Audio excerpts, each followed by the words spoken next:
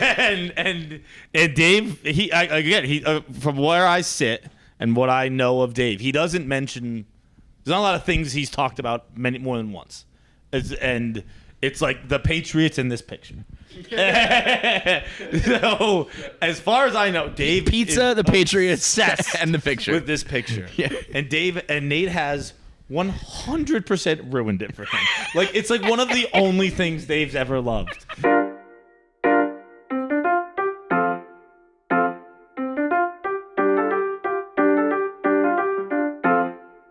It's another edition of KFC Radio on the Barstool Sports Network, coming to you live from Las Vegas, presented by the one, the only, Kentucky Fried Chicken. KFC. Viva Las KFC! Vegas! Oh, and both places. We are brought to you by the Smashed Potato Bowl. We got it here. I decided that this is an ode to my Irish heritage. How much potato can you smash into one bowl, bro? We got the potatoes, you got the french fries, you got the bacon bits, you got the shredded cheese. It now comes available with pieces of chicken in it. So you get your KFC chicken with your smash bowl, and I know that's how Feitelberg goes. That's with chicken. Yeah. Well, it's actually, to be honest, it's an important part of my post-workout routine. Yep. The smashed potato bowl has everything you need. Little complex carbs, some protein. You got it. I went to the gym earlier this morning. Jackie was there. Me, Jackie, KB, and Roan, the Barstool Beef Club, as they call it. Wow, what a gang.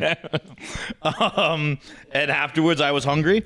Afterwards, I was hungry. Went downstairs to get a yogurt. Big line. I said, no thanks. I got a smashed potato bowl coming. Here we are. Dude, smashed potato bowls for breakfast, smashed potato bowls for lunch, smashed potato bowls for dinner. We are here the whole week with KFC, all week long. This is perfect for if you are on the go, like you just need a quick meal. This is perfect for if you're at the apartment with your boys, you want to just get your KFC, smash it all together. This is perfect for the game. This is perfect for the mom who's getting home and just like, here, eat your smashed potato bowl. It's got everything you need in it, like Feitelberg said. We're right now with or without chicken. For only a little extra. And they're with us all week long and all month long. A bunch of people here, like buffoons, have come out for the big game.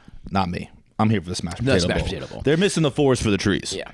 The smashed potato bowl is the event of the season. The people might be talking to you about this little football game. I even heard that Taylor's out here for the smashed potato bowl. She's not actually here for Travis. It's actually for the smashed potato bowl. Smashed potato bowl, only $3.49. $3.49 for an entire smashed potato bowl.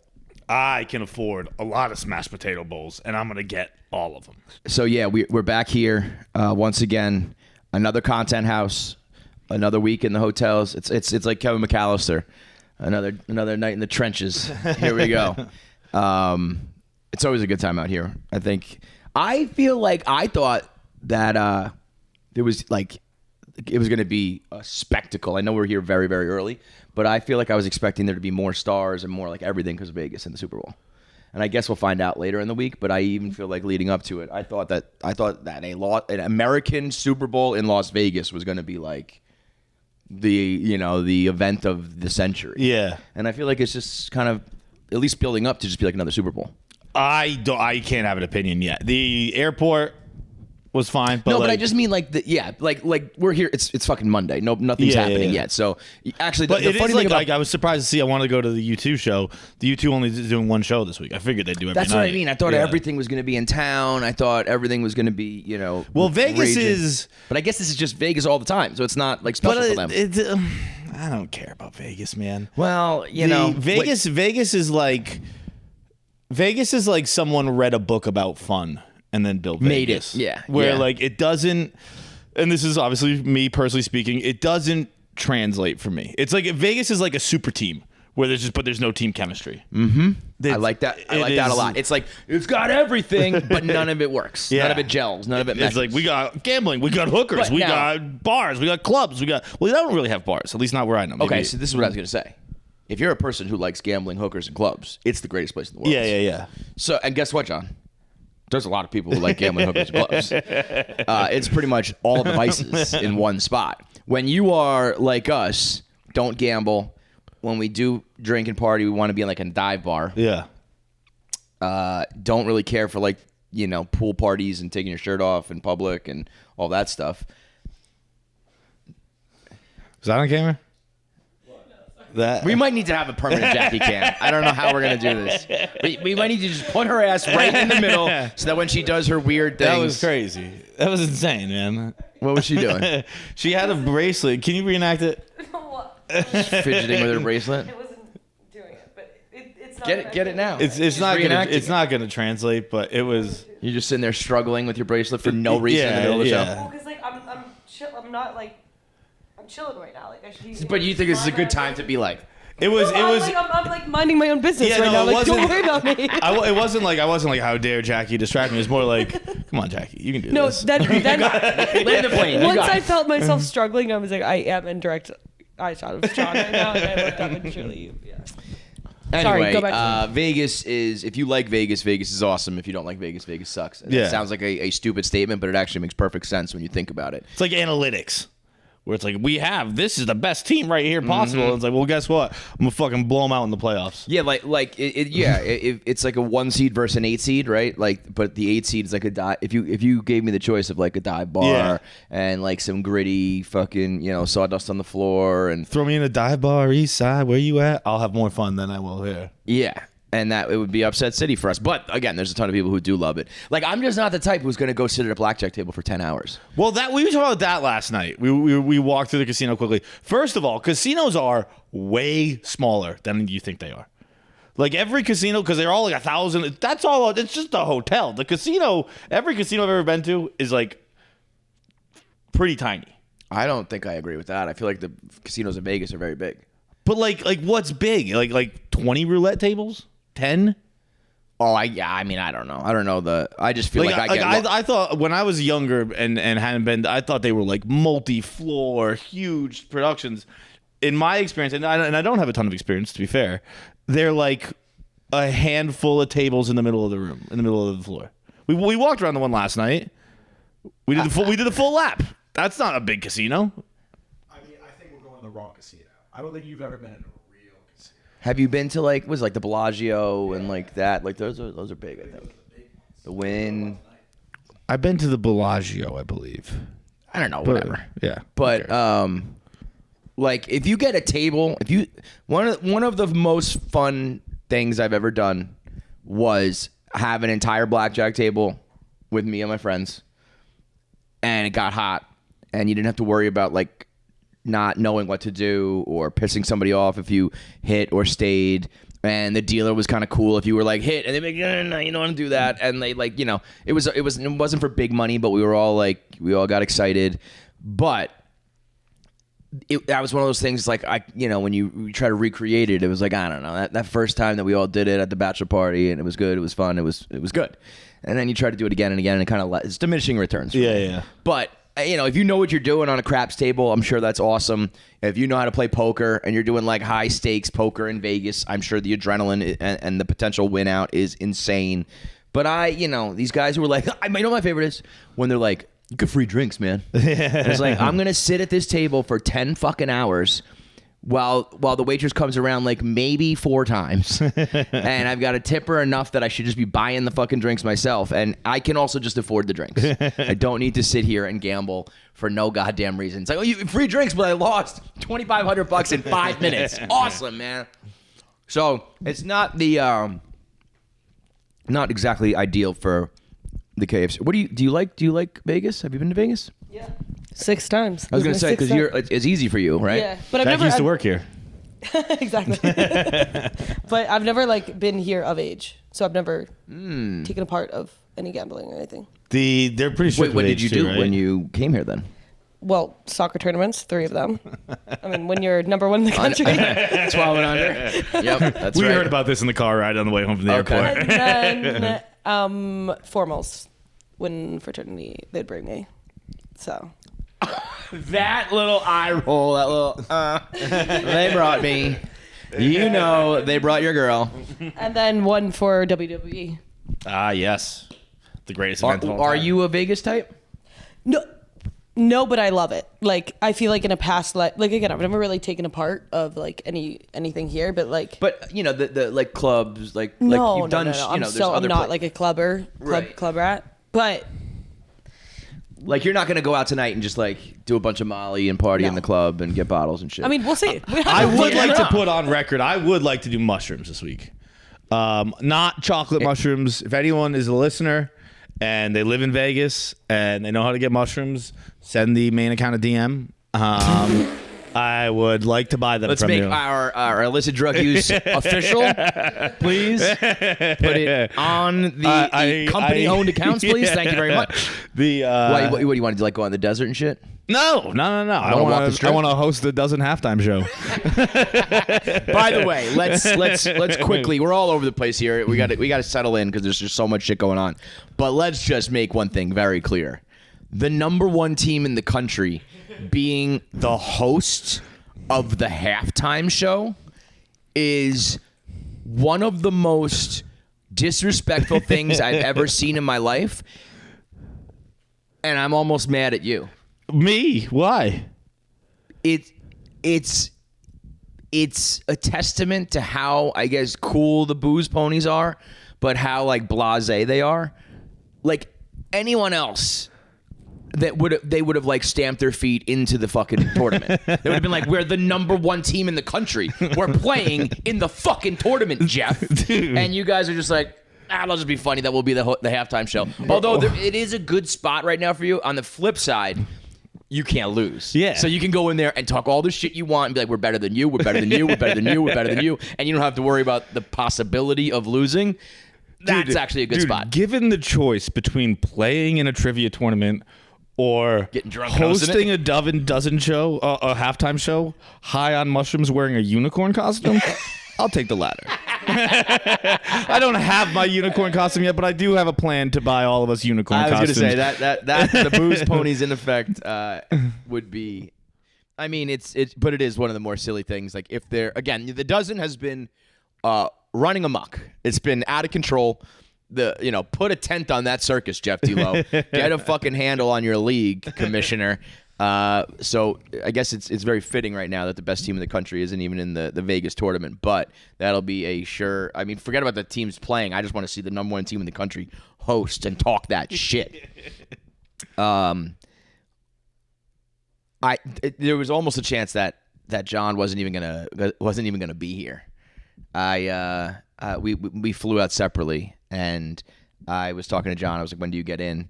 And he said, I might not get in at all because I just got on my plane and there's no TVs. And I considered not sending it, but I did say I chose my wording, my text carefully, seeing as I was literally sitting on the plane, and I said I might do something drastic, just in case they're watching or could see it or something. That's in case anyone's worried about how closely the FBI and CIA and stuff look at your phone. You can be sitting 3 feet from the pilot and go, I might do something fucking drastic on this flight. And they'll leave you be. He had no airplane, no TV on an airplane for like 5.5, 6 hours. But no TV's not ideal, but it's not so bad. Did you have Wi-Fi? Had Wi-Fi, but didn't have. This is an afternoon flight. I don't charge my phone at night, and so I got to the airport with like 40% battery. Quickly, it was 20%, and like I didn't even have enough battery to watch it because they give you like the screening room on your phone. So I just sat there, and I was the very first row of the plane, and I just stared at a wall, and for the entire flight. That's one of the craziest, dude. I never felt so bad. We were texting on the plane, and he was doing the math. He was like, I've got 3.5 hours left, and I probably only got like 2 hours of battery. So that means I'm going to have like 90 minutes of just absolutely nothing. You don't really realize how much you don't nowadays just have any, like you never have nothing. Yeah. Sitting on a plane, uncomfortable, just like looking around. Like you just look out the window. You didn't have a book. You didn't bring anything because you figured you'd have your TV. In 2024, on a long flight, like, short flights, you don't have TV sometimes, but on a flight to Vegas, New York to Vegas, gotta have a TV. It should be. John was like, I'm sweating thinking about it. I was genuine. I felt something for you, dude. I was like, oh my God, I don't know what I would do. I would have to beg somebody for drugs on the plane. Does anybody have anything that can knock me out? Well, it was like sometimes I think I'm like part X-Man, and this was one where like this was some Dr. X. What's his name? Professor X. Jesus Christ. Where I was just like, I was staring at that blue wall and I was like, fall asleep, you son of a bitch. Yeah. Fall asleep right now. That doesn't surprise me, man. Yo, your body. I was out for like an hour and a half. You are you're like a despicable Jason Bourne. You're like a low budget homeless Jason Bourne. You can't like fight or any of that shit, but you can do. I can sleep. I can eat. All of just like the consuming. And like you're just a gutter version. Yeah, I think the way what's your X-Men power? The way I heal, I've talked about before how I like broke bones and like didn't know for a while, and then I've had I had a shoulder surgery that like my friend was like, dude, I was like in a cast for like 6 months and I like it's still fucked up, and I was like, I started going to the gym a week later, like I was fine, and there was something else. I had something else. Oh, when my appendix burst, they were like, it's literally the biggest appendix we've ever seen. I'm sorry, when it didn't burst, they were like, we've never seen an appendix this big that hasn't exploded before. That's great. I think I have some X-Men powers. You're a mutant. And that's what you're looking for.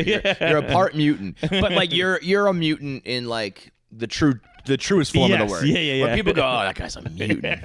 That's you, John. You're like you went swimming in some fall river, like radioactive fucking water hole one day and came out just, half animal, half monster.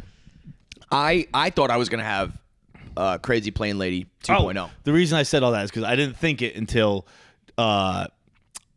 David Price tore his UCL and went on the DL for like a couple of weeks, and then Dr. James Andrews was like, it fixed.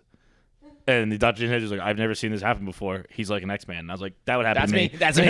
Me and David Price. Both X-Men. I had what was, I think, the rudest person that has ever existed in my entire life. As I was boarding the plane, this woman who looks like a biker chick from like the 80s, still living that life, is like, of course it's me. Of course it's the last gate. We were at B55. It was truly the last fucking gate in JFK. She was like, I ran a half a mile for this. And she's just saying it to everybody. Anybody and everybody. She's all alone. And she just keeps going, fucking, I can't believe it. I did this for this, whatever. She's sitting up first class somehow. And this guy asks her to switch seats. Just like a guy like me. Imagine if me and Feitelberg... Actually, I went through this in my head. Imagine if me and Feitelberg were on a plane, sitting separately. If I asked to sit with you, that would be weird, right? Yes. Yeah. Because she was like... For sure. She, right to this guy's face, was like, really? You're going to go... You want to sit with your friend? And I was like, oh, my God. This woman is just ripping your dick off right in front of you. He was like, yeah, I just want to sit with my friend. She's like, you're a grown man.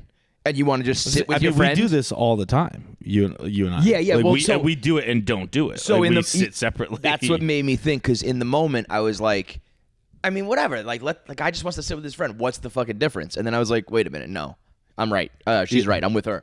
Because we do sit separate all the time, and I've never once have been like, can we sit together? Because there's just no fucking reason. We're all going to watch our own things and do our own shit, right?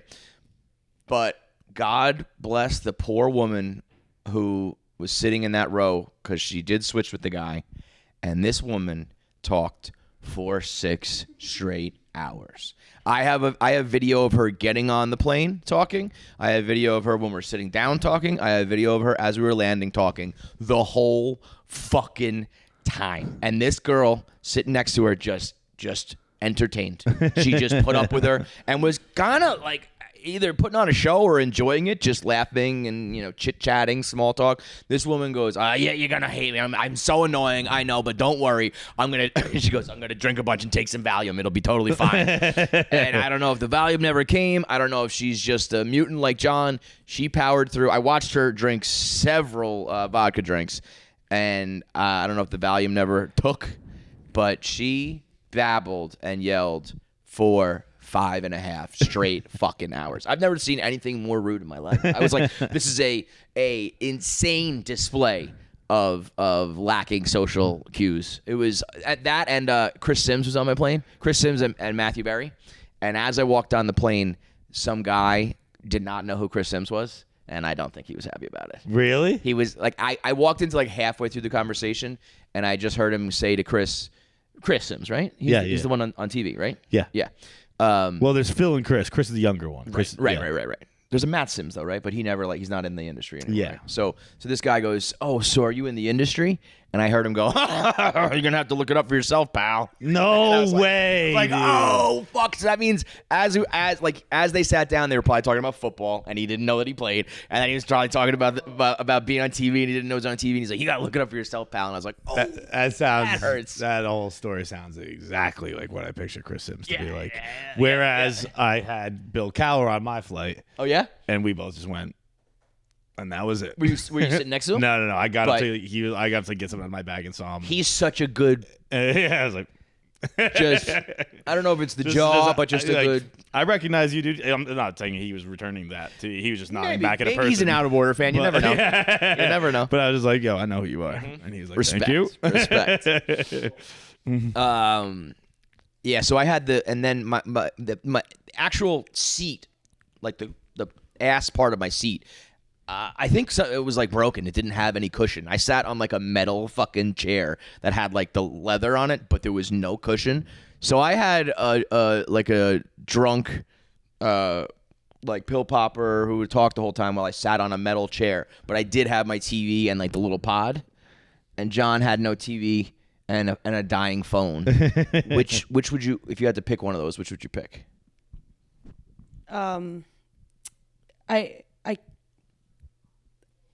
The dying phone. Really? Yeah. No. Well, Jackie had the worst flight out of anybody. What happened to you? I mean, it wasn't like. Well, Jackie had the best flight. Well, yeah, it was entertaining. So, like, the flight attendant was this, like, 70-year-old man. And I'm sitting next to this woman, and, like, for some reason, every time this man would come over, like, I was sleeping the whole time. For some reason, every time this man would come over, my butt, I would, like, jolt awake and, like I was actually, like, I would, like, gasp for it. I'd be like, oh, my God, like that. Because, like, this man, and every time. You can't approach a sleeping woman, sir. But, like, so, like, my body was, like, obviously, but I don't know why. So every single time he came over, like, I woke up, and every time he would, like, ignore it. Like, I would be, like, this huge thing. Whatever, that's not important. So he, like, the woman next to me I was in the middle, the woman in the window seat, he, like, I just woke up to him being like, are you flirting with me, miss? And I was like, oh God, like, ew, I don't want to be in the middle of this. And that's why, like, I freaked out because he was right over me, like, trying to like just like flirt with her. And so, like, at first, and she was kind of like, no. And he was like, I think you're flirting with me. And so then he, like, asked me, like, he asked us, Is like, he straight? Yeah, he was straight, but she thought he was gay, so she gave him a compliment. He's a flight attendant. Well, yeah, he's a flight. You got to be Yeah. gay passing to get a flight attendant job. So she thought he was gay, so she gave him a compliment at first, and he took that as, you're flirting with me. So then he again was like, he, like, even asked us for pretzel, like, what we wanted, and, like, she was like, pretzels, and I was like, pretzels, and, like, the woman was like, pretzels, and then she was like, I'm sorry, I'm gonna give her your pretzels because she's flirting with me. So then I just never got my fucking pretzels. And I was like, okay, I guess I'm just chopped liver, whatever. So then I would have just started flirting with the guy. yeah, I heard you got a big dick.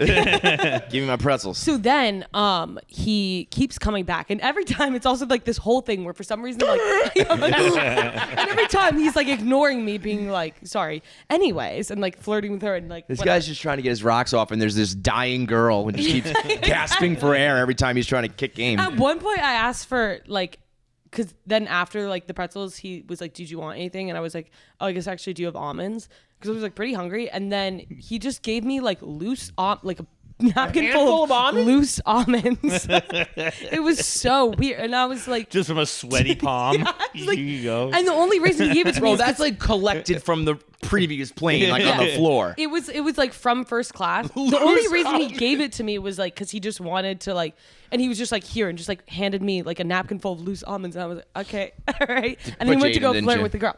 Okay, so then he comes back and he's like, oh, like you look exactly like somebody who I met like while I was stationed in blah blah blah, like This is to you or the girl? to the girl. Okay. Obviously, he doesn't fuck Okay. with me. Like, this Yeah, guy he does doesn't not give a fuck with about me. you, yeah. Anyways, so then he's like coming back and he's always flirting. He like had obviously looked up her name and was like, "Is your name?" I'll change it. Like Macy, and she was like, yeah. And he was like, I knew it. And I was like, okay, obviously you looked at. It was just so weird. Like it was blatant flirting. And then he ended up coming around. Okay, no, sorry. Then she's asleep at this point. He comes back to flirt again. I go, oh my God, give it up. Like this guy, I swear to God, he like took a Viagra or something before. Like he was so then he asks me and the other girl sitting next. He was like, do you think I'm taking it too far? He was like, oh, I was going to talk to her. Do you think I'm taking it too far? Am I going to catch an If HR? you're, yeah, man. That's what we said. We're like, if you have to ask if you're creating an HR violation, You are. you're probably Yeah, creating he an HR goes, do you think violation. I'm making her uncomfortable? And then like You're I was making like, us uncomfortable. Yeah, exactly. And I was like, I don't know. And at that time, like I didn't have enough. Like I couldn't tell if she was into it or not. But I was like, I'm pretty sure she's not into it. Like, she was like a young, cute, like 35-year-old woman, whatever. Okay, so then he comes around again, and he like had said like, if you're interested in karaoke, like here's my card, and gives her a card. But it's not like a business card. It's like a picking up woman card. And I'll put the picture in. I'll show you. Here, you can read it out loud. Out of Swipe- here! Get out of here! Yeah. And swipe on the back too. It has all of his best attributes, including karaoke enthusiast. I mean, I can say this all. I mean, I don't care about like doxing this guy. This is going out there. We got blur his face, but and his, I mean, I don't even know if you do. Yeah. If you're running around town giving women cards that say, I'm just a Bill on Capitol Hill with your fucking Mr. Bill email address and phone number with a picture of you on a $100 bill, part of me thinks you deserve to be outed. and then I just tried to turn your phone over like it was a card, like an idiot. Actor, Air Force retiree, caring mentor, clever poet, eternal optimist, genuine humorist, karaoke addict, music lover, savvy traveler, and sports fanatic. now, Wow. let me tell you something about this guy. He is drowning in pussy. like, we got off the plane and Jackie was telling that story, and I was like, take how many times we've all had sex, multiply it by 100, and it doesn't come close to how many times Bill's fucked. Bill runs Las Vegas. If you're a fucking vagina walking around Las Vegas, you either fuck Bill or you're gonna get fucked by Bill.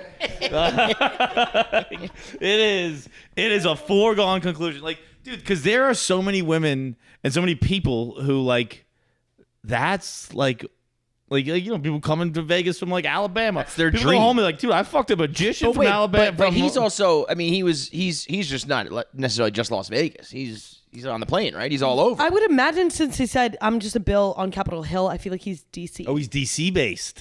Yeah. Oh, so this is an away game But, for him. but he was right. like But he's a steward, man steward, flight attendant. So like, he's everywhere, bro. And that's why you grab those people who are just like, I'm away on work and I'm just gonna fuck this Mr. Bill and he go was home. Saying he was like, if you end up wanting to do karaoke, I'll fly back here. Like, so it's like he's saying like, again, he's definitely drowning in fucking fun because he was like, he like has access to be able to meet hoes in all kinds of area codes. Dude, you meet a guy who's a karaoke enthusiast, a poet, A clever poet. a humor enthusiast, a sports fanatic, savvy traveler. You know what that means? Savvy. kind of gay. You see that kind of person walk around, you go, that guy's got a girl in every port. Like, that is the exact kind of man. That's a coxman, right? Dude, there. that is, and he's old enough that like he has those cards. He comes from that like pickup era where it's just fuck as many people as you can. He's got different hoes in every city, keeps a Z-Pack in his dop kit. just ready to go at all times. A level 10 lover. Dude, I'd watch fuck Bill your fuck socks just off. to Yeah. keep notes. I'd be like, this guy is a. I mean that Talented swordsman. that picture, that card is unbelievable. I think we should try to have him on the show. I mean, we can contact him. Be like, we have a podcast. We one of the members of our show saw you in action. Yeah. We'd love to talk to you about it. Just one question. How much gash do you get? You know he calls it gash. You know he calls it I was saying gash. the girl was being funny about it. She was like, I mean, obviously no, but like, I'm gonna keep the card. And that's what everyone's reaction is. And Until their legs are pointing at the fucking sky and they're getting dicked down on Capitol Hill. Everyone's like, this fucking guy. And then it's 2 a.m. You're like, I wonder what that fucking guy's up to. You're shit faced. You're alone. You're like, I just wish I had a clever poem. You tell a couple of friends about it. Your friend's like, you gotta fuck the clever poet. Yeah, just for the story. And then Yeah. it turns out that his dick game is unbelievable. And then you fuck him every time you have a layover in D.C. Well, so she had texted her friends about it, who she was meeting in Vegas, and they were all like, "You have to fuck him. Like, you have to text him." This So is how it like, goes. and like, you get a few drinks in you, and you're in Vegas. Like, I could easily see this. You're like, yeah, I'm here for a story. Like, might as well fuck the bill on Capitol Hill. Drowning. Oh my God. Amazing. Dude, Bill's got multiple restraining orders out on chicks because he's like, I gave him a little bit of bill. And Yeah, but he's they also couldn't got he's got multiple restraining orders, but he's also got multiple like. Yeah. He has multiple restraining orders every which way. Yeah. Like, stay away from me, and also like I got a restraining order on you because you got one little taste of Bill and you can't. And you Yeah, can't so keep it. someone from United Airlines is listening to this podcast going, we know what they're talking about. Well, you got to remember, I mean, like, there really was a time where, like, being a flight attendant just literally did mean you just, like, fly and fuck, and that's it. Pilots were absolute cocksmen. Stewardesses were just, like, there to, like, serve drinks and get fucked. And gay guys came in, took over the industry as well. And we're just like, it's a fuck fest. We just fly and fuck because we're never in the same city twice. We never see these people again. Let's just smash. And so there's got to be like some leftovers from the old guard. I bet a lot of that's done. I bet you a lot of them now are like, we are here for aviation safety. Like, it's a passion of mine. And then there are people like Bill who are like, I'm here to get pussy. My stewardess was for sure a gay guy, and I think I was getting hit on because he kept on serving me like at a crazy pace. Like, are you good? Are you good? Are you good? And if I would ask for a snack, he would come back with tons of them. And then I got almonds in a package. no, listen to what I got. I got the exact opposite of loose almonds. Dude comes back. I asked for those little Biscoff or Biscotti, whatever. You know, Delta has those that are fire. And he comes back with 4 packages of them, stacks them up, and he has this little it's like, have you ever had them with lime? And I was like, these cookies with lime? And he's like, you squeeze a fresh lime on there, and it tastes just like key lime pie. I'll be right back. Ooh, hang on and he a comes second. back with a cup, like a little cup, and a couple diced up, like half limes, and I fucking squeezed them on there. It was a very, I don't know. It was a sexual moment. It was like he's sitting there like looking, and I'm like squeezing my lime onto my cookie, and I was like, and I take a bite, and I was like, it's good. Because at first I was like, what the fuck are you talking about? Put lime on my cookies, and then I was like, this tastes like a key lime pie.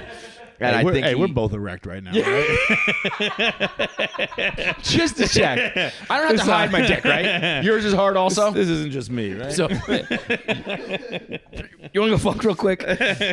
Yeah, that guy was so he made me feel very good about myself. It was great service, and I had a little. But like now, I want a little more key lime pie. imagine the person next to you is probably like so uncomfortable being like Totally. in the middle. He That was. was me being like, oh Yeah. my God, get a room. Yeah, no. Part of me wishes like that you almost should do that when you're like your age. If you don't know what you're doing, don't have a job, you like whatever, go be a flight attendant for a year. Yeah. Just travel, fuck, and meet Mr. Bill and like, do whatever. Like that is, I mean, there's definitely parts of it that suck dick, but then there are parts of it that's like, big, you know what I mean? You shouldn't have to worry when you're buying tickets to your next big event because Gametime is here. It's fast. It's easy. It's all the sports, music, comedy, and theater events near you. Live, affordable tickets, attainable tickets. I was trying to think we should go to the Sphere. We should go to the Sphere. Can we get tickets on Game Time? Yes, you can. We get are tickets- using Game Time tickets tonight to go to the Vegas Golden Vegas Knights. Knights. Connor McDavid in the house. See the greatest of all time. Here On a it's whim, we were in the car. John was like, "Oh, can we make it to the game after the event?" And we were like, "Yes, we can."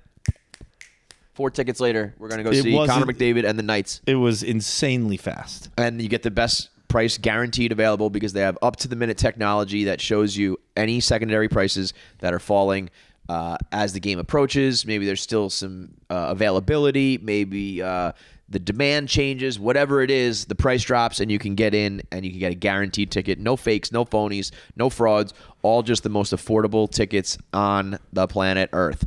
I think that the Sphere should just play regular movies. That would be cool. That would be sick. Like, They just do is- it like Animal Planet, right? Yeah, they do. Yeah, something like that, where it's like, documentary stuff. But like, if we could just go watch like, a funny movie on the Sphere, it'd be awesome. Just a little tip for you there, James Dolan.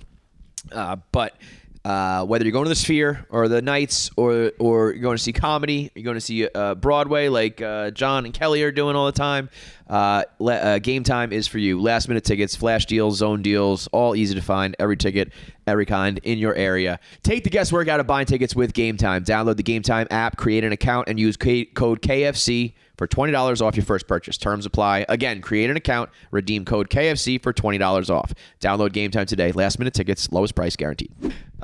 Dude, speaking of fucking, I've had something burning in my brain for like 5 days. I thought that was now. going somewhere else. Nah. Dude, where do you think it was going? What is that? Speaking of fucking, something's burning. Oh. Speaking of fucking, I've had something burning in my uterus. Do I have a uterus? No, what do I have? Uterine tract. Urethra. That's what I wanted to say. I might have a uterus. I'm an X-Man. I had a uterus. I healed it.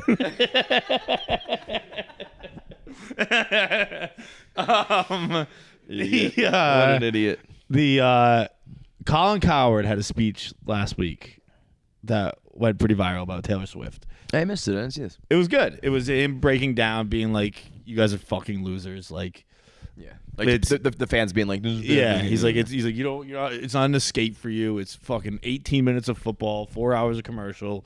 You don't care when it's Jason Kelsey. You don't care when it's Leonardo DiCaprio. You think it's cool when it's Jack Nicholson. You have a problem with a woman. Yeah. And but then and all that was like, it was like, talk to him, Colin. But then he let out a fact that I can't imagine is real. Oh, okay. He said, he's like, it's a little known fact that only 50% of men are intimate with women. So that means the other 50% are intimate with multiple women. And that makes the other 50% sad and misogynistic and this and that. There's only 50% of men are intimate with women? Yes. And then Now- the other half meaning like they're gay or celibate or something? I Like would they think don't fuck? I think that means they can't fuck. Okay. 50% is an enormous number. Wait. Enormous. An entirely made up number. Well, here's the deal. If you're saying they're virgins, yes, it's made up. But let's say it's 50. If you fucking last 6 months, I bet 50% of guys don't. Oh yeah. No, listen. And I Bro, never you thought gotta of it. realize.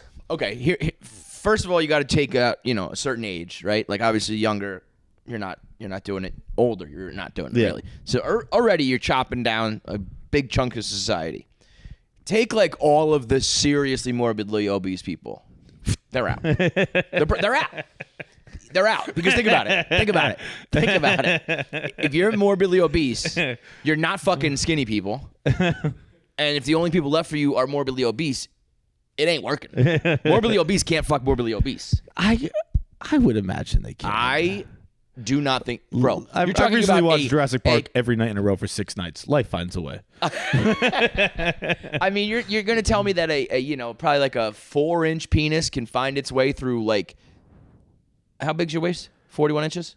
41 inches. I almost said 36. Yeah, 41 inches. You're talking about people who probably have 60-inch waists, big bellies, and they got two of That's those. true, dude. I feel my belly hit. And, Oh, God. the worst, bro. You don't think you have a belly? I'm like, what the fuck was that, dude? Yo, you don't think you're fat until you're mid-30s and having sex, and then you're like, oh no. I've said it before. Like that shit's bouncing. Having sex, like prone bone or whatever they want to call it, It's just like I'm just like a puzzle piece. It's like there's your an back goes in arch of a back, and then it's and just a like round belly. It's like, what the hell is that shit? Fuck in front of him here. That's a young man's game, dude. Yeah, for real. It really makes you wonder what girls are doing. Like, why are you doing this? Yeah, you should ideally, if you're doing that prone bone, you should be like balancing on them like a fucking like you're planking, and instead you just fit in that little curve so perfectly. God, what a designer. So take out the fats, take out the olds, take out the youngs. By the way, we're recording. If you're watching on the video, John just opened the door. We're recording right behind a barn. No, not the barn. What's the word? Farm. And so you might actually hear literal clucking from chickens. So you get rid of all the fat people. Then you got to think about, like what Colin Cowherd's talking about. Think about the sheer amount of absolute fucking losers and assholes on the internet. I'm talking by the millions, bro. Millions of people, of men, and women too, just sitting on the internet being a absolute piece of shit who have no fucking... They're awful to other people. They're awful to themselves. Depressed, miserable, whether it's their own fault or not their own fault. All that shit. They're not fucking. So you think it's probably 50%? I don't know. I never thought about this until... And my first gut reaction was like, what are you talking about? That's but like, what mine... I did the same thing. But then you probably start to think... And then if you want to throw qualifiers on it, like, dude, there are times like when I was in my early 20s, like doing okay for myself, and you just go on a dry spell for 6 months. Yeah. You know, it's like I haven't fucked in it. All right, in a so little let's while. extend to a year. Is it 50% change? I don't think so. Yeah, I guess you're right because yeah. Like the 6 months to a year doesn't make a difference when you're talking about people who are probably on dry spells for like ever. That's crazy. That's like I never. And then you talk about people who are like anxiety and shit who just like don't want to go on dates, don't leave the house. But you know what? Then the difference is though. I think a lot of people pay for sex. Really? I think a lot of people probably end up paying, like, just being like, I'm gonna pay somebody to have What's up, sex. dog? Nice haircut. How many people do you think pay for sex? What percentage of people do you think pay for sex? 20.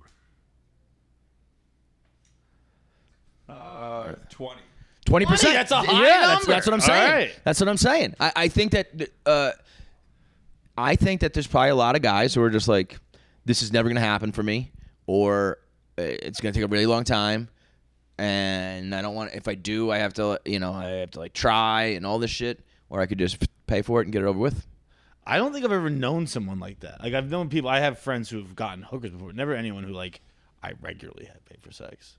Like people who come to Vegas. No, and but got a hooker before. I've known definitely one. I'm trying to think of anybody else. I knew like there was one guy that we were like, that dude. He's like never had sex, like never like kissed a girl, never anything, and I couldn't imagine any other way.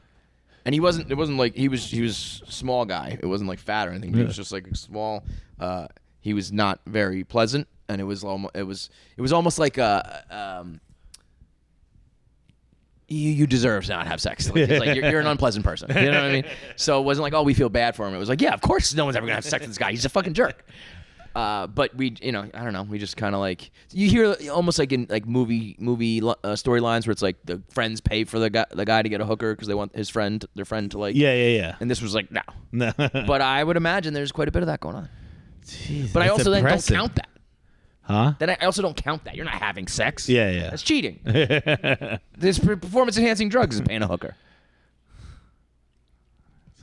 The male species is like the Eli Manning of sex, or the Eli Manning of existing. Wait, whoa. We're I'm gonna stand up. 500 at I'm gonna best. stand up for my guy Eli on Who's this the one. guy with an exactly 500 record? As we're talking about being 50-50? Well, what does that mean and though? when he wins big and makes a baby. So you're saying that most guys, you just need to just flesh this out for me. Most guys are not fucking; they're losing. Yes. But winning, But when they winning fuck half is the big. time. Winning half the time is like having sex. Eli Manning is not, dude. We're not gonna compare a two-time Super Bowl champion Manning quarterback to a bunch of fucking incelibate.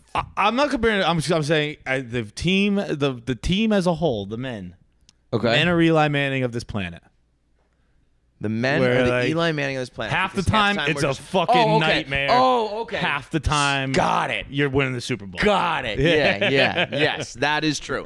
Yes, yeah. and that's why sex is so crazy, because it's like you can be like, when it happens in that moment, you just won the Super Bowl. Yeah. You know what I mean? When you convince some girl, for whatever reason they let you inside of them, it's like confetti's falling. I'm going to Disney World. It actually happened. Speaking of that, I got to speak out for my boy Jake Malasek real quick.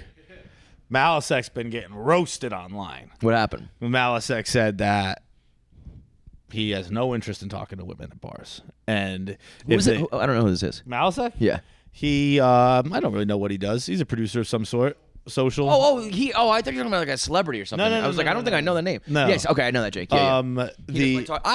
Okay. What was his exact quote though? Because I think I might be down with this. Oh, it was basically like, if a girl comes and talks to me in a bar, fine, whatever, I'll talk to her. But like, I'm not. Basically, I think you'll also. I very firmly am in Jake's camp. And on the yak, they were making fun of him. They were calling him gay. I think they all agreed with him though too. So I kind of got lost because The yak is giving that crew is giving guys a hard time about talking to girls. Barstool yak. Let's run through that crew for a second. KB, Nick, these guys are all talking about. Oh, you got to talk to chicks. What? That was allowed to happen? I don't know, because it happened the day before I got there, I think.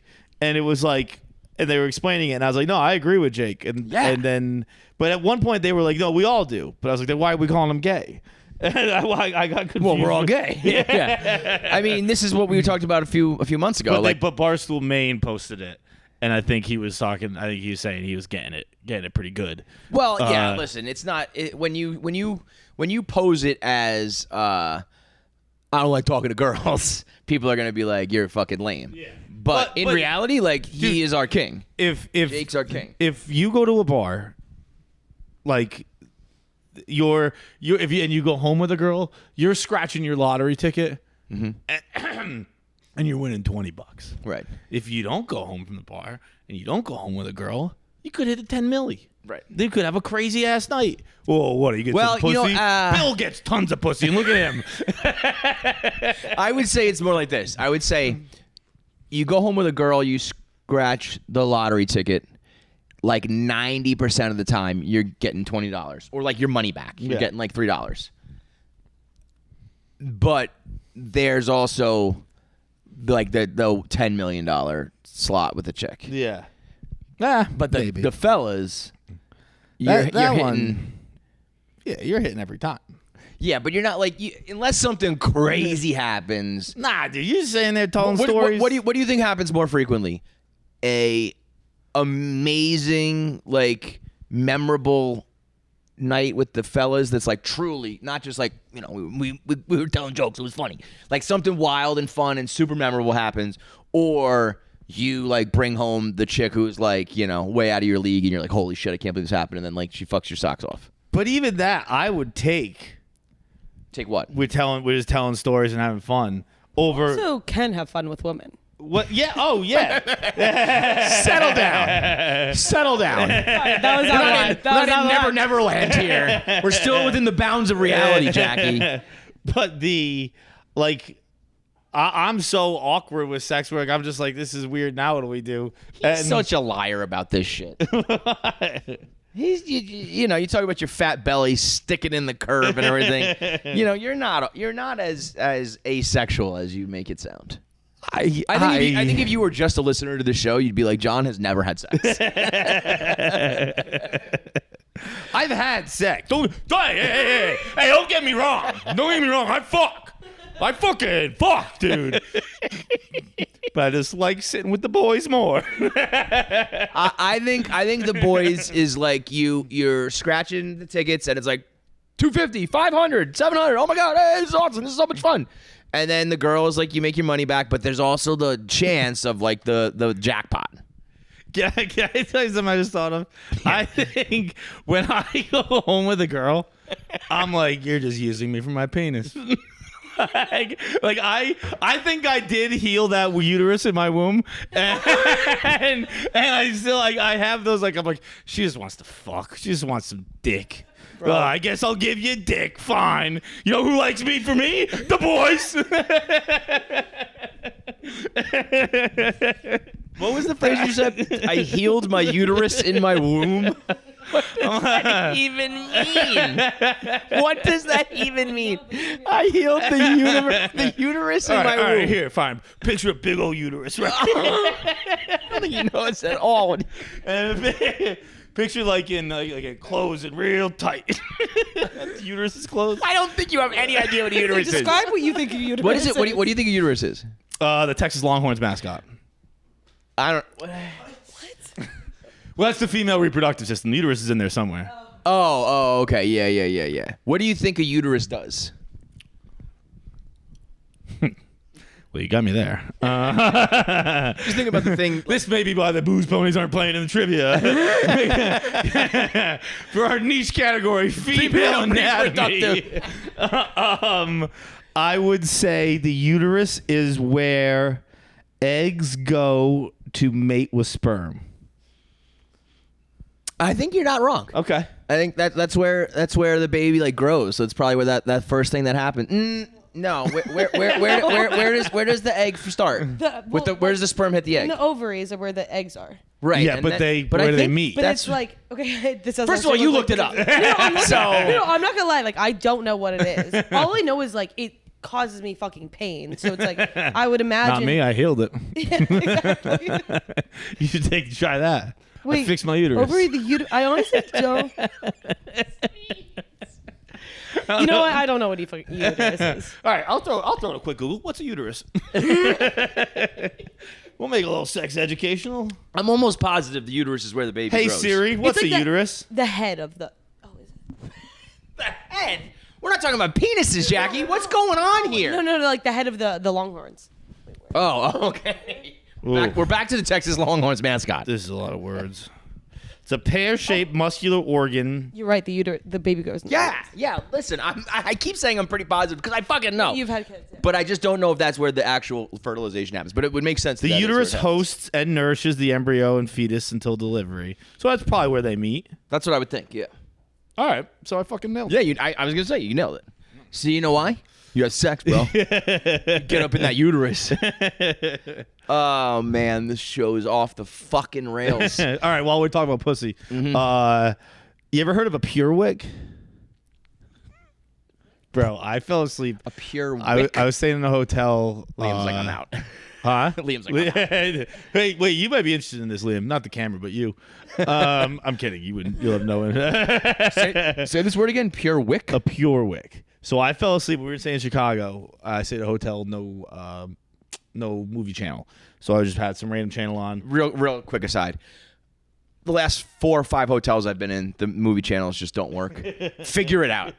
Why? Let me give you my money. Yeah. To fall asleep 5 minutes into a movie. Well, yes. But the fact that you have the old remotes and the old TVs and you have to click to buy, it's just get with the fucking times, man.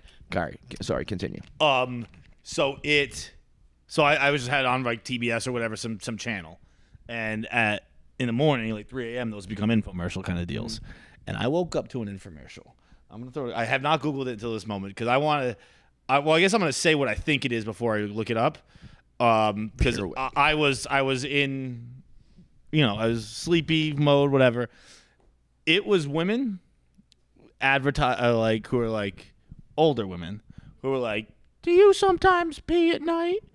And Were these the diapers? No. Oh, a lot of women's diaper commercials last night. Oh yeah.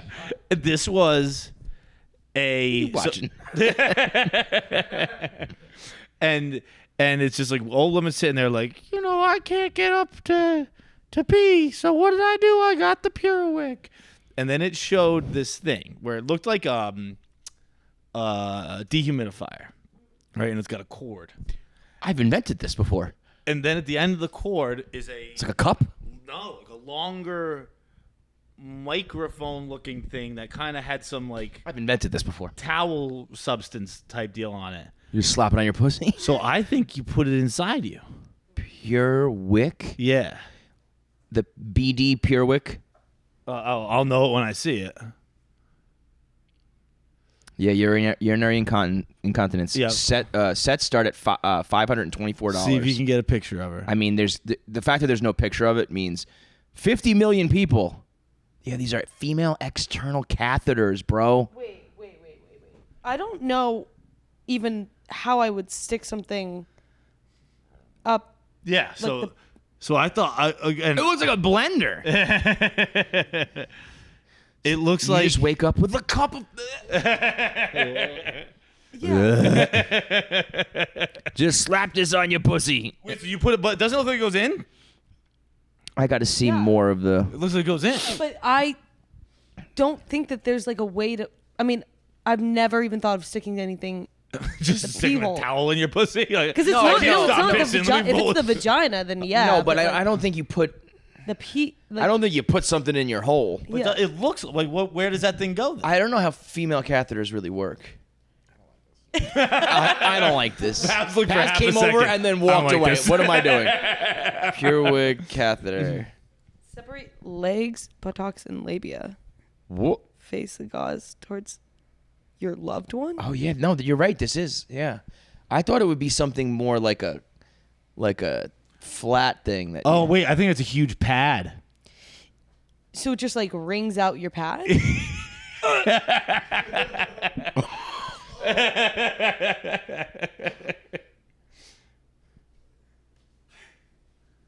I thought this was gonna be interesting. I was right. Yeah, so that's basically you like take a piece of cloth and like tuck it all up everywhere, and then it is connected to this tube, which Which then wrings just out. sucks it dry. Oh yeah, look at that. Look at that. That's like the animation of it. That is funny. Wake up, nice little piss smoothie in the morning. Bro, let me tell you something. Bro, when It's you not, gotta- it's not much better for guys who have to, get a thing shoved up their dick. When I'm at the point that I can't go to the bathroom, like I have bathroom issues, buy a gun and shoot me in the fucking head. You get to an age where the first thing you have to do every morning is empty a cup of piss that's sitting by your bed. Not even, imagine you have to take the thing out of your dick. Like, your feet hit the ground. You're like, about time to go dump that piss in the No, toilet. but here's the thing. Here's what I did. Here's what I did invent though, because it is the worst thing in the world when you get into bed and you're like, "Fuck, I have to pee," So if there was a way to fix that problem, would you take it? Like, let's say. I got a bathroom in my bedroom. I don't find it that much of an inconvenience because I don't get like comfy in bed or anything like that. So No, you're just like, whatever. I'm laying here. You're just like sleep standing up like a horse. I get up before it's bedtime. I'm up 4 separate times. And that doesn't. You don't care. Now I'll get some snacks. I'll get some water. I'll Yeah, get pissed. like most people, when it's cold, like I keep my house so cold. When I wake up, I'm like, oh, I do not want to get out of this bed. Or like, even just like before, I'm not even asleep yet, and I'm like, fuck, I just didn't. I should have gone to the bathroom before I went to bed. If there was some system that wasn't like shove this up your holes, and it was just like it was. The problem is it's too I had messy. the system in college. You pee in a. That's what I mean. So imagine if we like. Or just on the floor. Imagine if we created something. Imagine if we created a system that was a bottle but more formal than that. Would you use it? The problem is it's going to be gross no matter what. You're turning your bed into a toilet, so it's going to be disgusting, Bro, right? my bed's a toilet. But your bed's not a toilet. Your bed is a garbage can. I guess, yeah, my bed's You don't garbage pee. There's disposal. no. I hope not. But the rest of it is garbage. Yeah. But if you could just like lean over the side of your bed or sit at the edge of your bed and just have that taken care of somehow for you, and it's like it's whipped away. It's gone. It's not like you're just like sitting next to a big cup of pee. What, we do have putting a sump pump by the bed? Kinda. Peeing in the sump pump is a great. I've like, peed in many a sump. yeah, that sucks for girls. You've never peed in a sump pump. You'll never know what it's like to live. It's just a hole A in the hole in ground. the basement. It's a hole in the basement where, like, if it rains and there's a flood, the pump like sucks it all away, so it's there for like in case tight. of a flood. So you just pee in it. But girls will never do that. They have to stick weird things up, you know? Okay. Well, then. What else? I mean, we haven't even, like, broached. The podcast is starting. The podcast is just beginning right now. We haven't talked about any of the Barstool shit. We haven't talked about any of the stuff in your... John's got a new book, by the way. Yeah. John's got a new... I've got a new book, by the way. I've got a new KFC notepad for my, the musings of an absolute lunatic when I can write them down. John has his new one that he thinks is all fancy schnazzy. I'll be honest, I miss the old one. Well, it's still in here. It's just a cover. Oh, but you lost the black one though, right? Yeah. That thing. But that one didn't fit in my pocket. That's why I lost it. That belongs in a museum. Though. Yeah. I don't know if that'll ever turn up somehow, but if anybody ever finds the black square and you open it up, I think it's in Amsterdam. In Amsterdam? I think it's in my pants in Amsterdam. Oh, if anybody in Amsterdam opens up a pair of pants and finds a black book that has the scribblings of a suicidal maniac, please let's get that back. But you got the fancy new green. I lost it once, and I lost it at a bar at Molly's on 3rd Ave, and you got it back, right? Yeah, the bartender genuinely asked me if I was bipolar. Yeah, because like your handwriting changes and shit. Handwriting, it's actually crazy. His handwriting legitimately changes. He's like, are you bipolar? I don't think so. I didn't think until now. Now that someone's actually asking me about it. He's like, he thought he found a friend. Yeah. Like, hey man, I suffer with the same thing. I don't know what you're talking about. Whatever, weirdo. I go pee by my bed. See you later, loser. That night I had a drink. I was like, that's a nice guy. That's a good guy. You have some stuff? No, not really. I want to talk about the Purewick. I want to talk about the Colin Cowherd thing. Okay. We can run through some topics here. Well, let's start with Barstool stuff. Okay. A lot of Barstool stuff still raging. The latest since we last recorded, Barstool Radio gets canceled. We had the Geneva Convention with all parties involved coming to a head. You know what? I gotta say that podcast came out and it garnered a reaction that drove me so fucking crazy. I almost made a video on, I guess it was Friday. Mm-hmm. Yeah, Friday. I almost made a video that probably was gonna be a bad idea. I was to quote that kid from a few years ago, steaming hot. I was steaming hot. About what? Everybody was going to catch it. You were going to catch it. Nate was going to catch it. Kelly was going to catch it. Everyone's going to catch it. And then, what? And then I watched the whole Barstool Radio thing. And then I watched Out of Order. And I watched you jerk off on the bench. With your neck strained. I didn't want to know how you guys made the noise. And I just was like, none of this is that serious. It reminded me. I was like, none of this is really worth even getting upset about. A little behind the scenes of that one. We How did you make the noise? I don't know. Pavs did it. Pav's like I jerked off into a camera. I put a microphone near my dick. I tried a couple of things. I tried like this. I tried just hitting just hitting things. I put like that sounded like skin. That was like I was like in my hotel bathroom, like trying to figure out a way. just like knocking around the fucking. You're like Zac Efron in that DJ movie. And then I was just like, there's like 11 people in the world that know that reference, but it's spot on. Your friends. So bad. What'd you settle on? I just fucking typed in fapping noises. And they just have them on the internet. So it was someone else jerking off into a camera because that sound, that was just the sounds of dick and balls flopping around to hands. We have to tell Fight's a little behind the scenes of before we shot we were at the Chicago office and we're like, we should find the closest park bench. And we just typed into Google Maps parks. Wait, so for people who don't know, the Out of Order skit is making fun of Apple Vision, the new product from Apple, and all the different ways you can use it. And like Nick is making a bomb, and John's thing is jerking off in public. So. And we were like, we'll find park bench. And we just typed in park on Google Maps, and we went to the nearest one, and we got there, and it was a school. And I was like, no one right away. What would your if you were looking for a park and to film a jerk off scene and a school was what you arrived at. I want you, the listener at home, to just let's role play for a second. What would you do in that moment? Would you A, do it, B, say hell fucking no, let's just go find another place, or C, tell your castmates? I was like, so I expected someone else to be like, well, let's find another place, and no one did. And it's on you guys. You guys are assholes. This was 100% on me. I was thinking about it because we just like had spent 30 minutes looking for a park. Right. It's like, can we just do this here? Yeah. Like, so I finally worked up the courage to be like, look, I really don't want to do this. But if you guys are going to call me a bitch, I'll do it. And I had worked out the math, not the math, but like the geometry of it, where I was like, because the bench was like, I mean, it was perfectly visible from the school, but like a lot of windows too. If Pav stands here, then maybe I can do it. If Paz like blocks me off, bro, if you are doing the geometry of how the kids at school won't see you fake jerking off, you're in too deep. Okay, you're in too deep.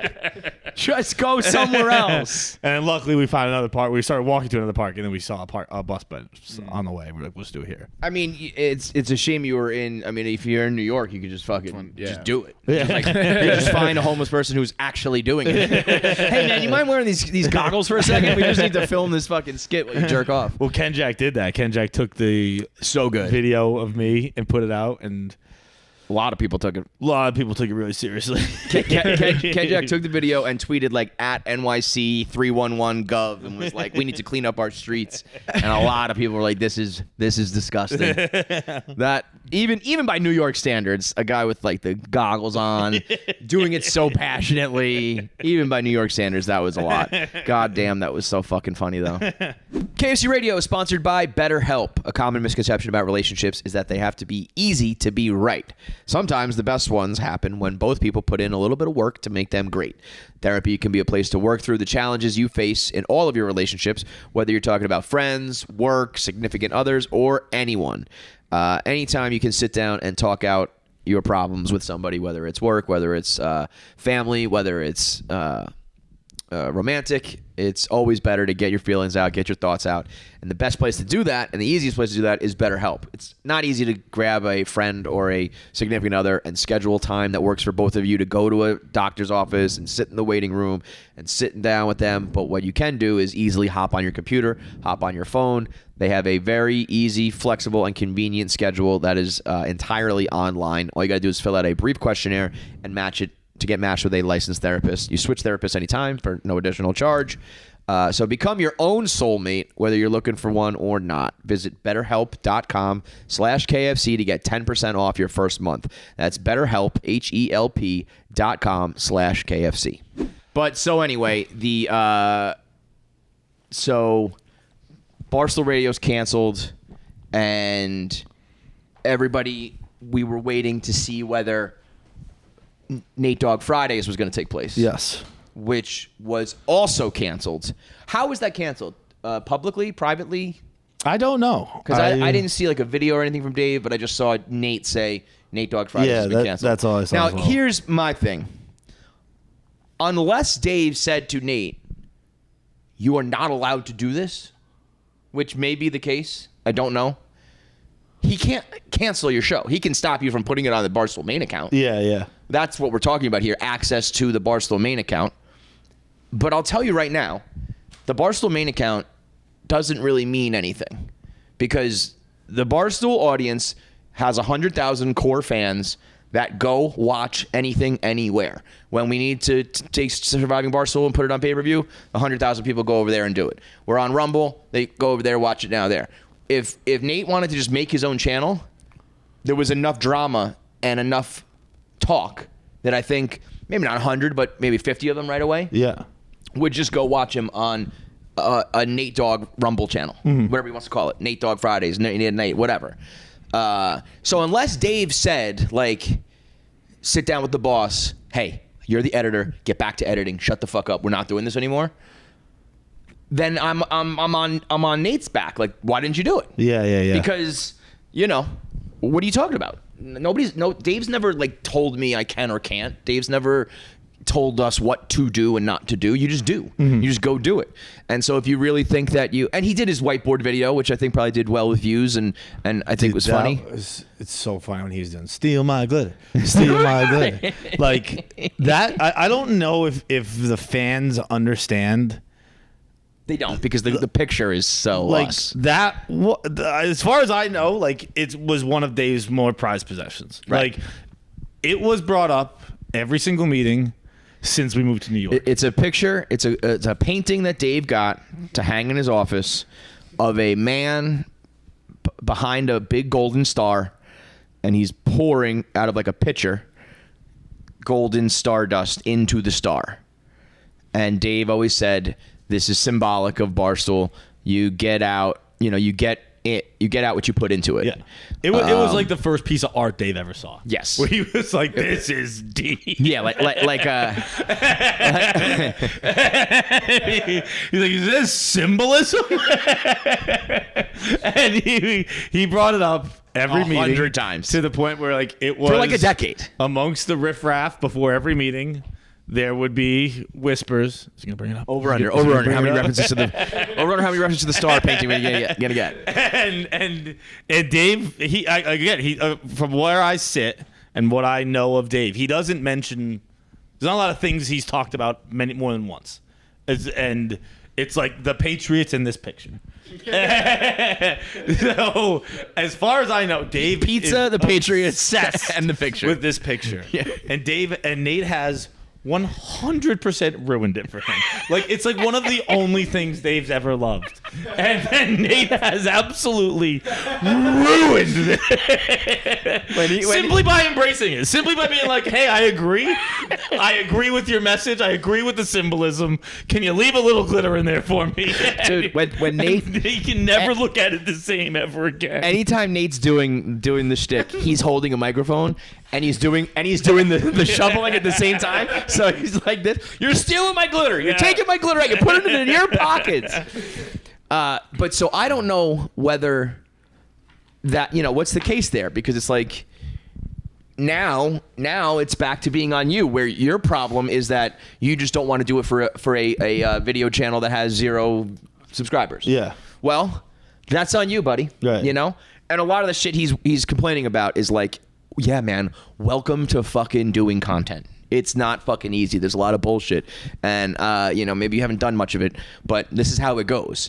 Nate hasn't done much. He writes a lot, but he hasn't done much. I shouldn't say he doesn't do content, because he does, but he hasn't. He's been encouraged to, and has been explicitly told not to. I do think Nate's getting much better at it. I've enjoyed him on video for the last 2-3 weeks, whatever it's been. Nate is in content.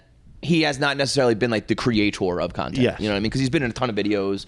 But then, he does the roast, which was like you have to write that and perform that all on your own.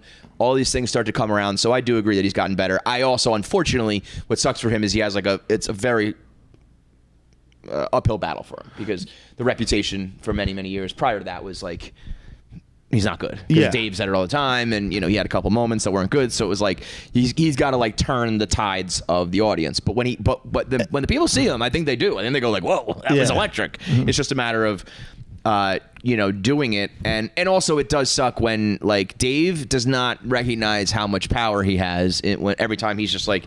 If Dave says you suck, there's a lot of people who will just be like, okay, you suck. Yeah. So it's tough when you get the seal of approval from Dave, your shit skyrockets. When you get ignored or shit on by Dave, people just don't, people will listen to him.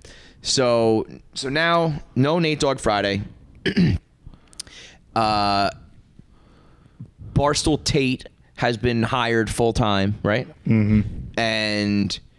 that's a whole hullabaloo. That's a whole hullabaloo.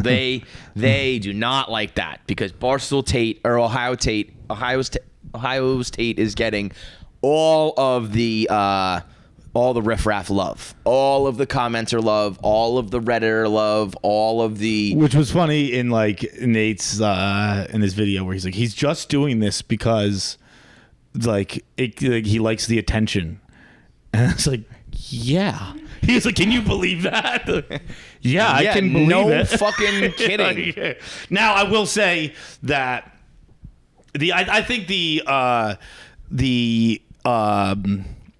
fear, the whatever the fuck it is, that anger probably a lot of the time people have is overstated. Like, What are you talking about? Like hiring Ohio State. Like, I think Kelly said, like, tweeted, like, "You better not show his face in New York. I'll fucking kill him." I think. I think they hate that guy. But I think that maybe overstated isn't the right word. Yeah, because I was gonna say, I think that's definitely they hate him. I think that's a little silly. I think, like, I don't know. He wrote some blogs.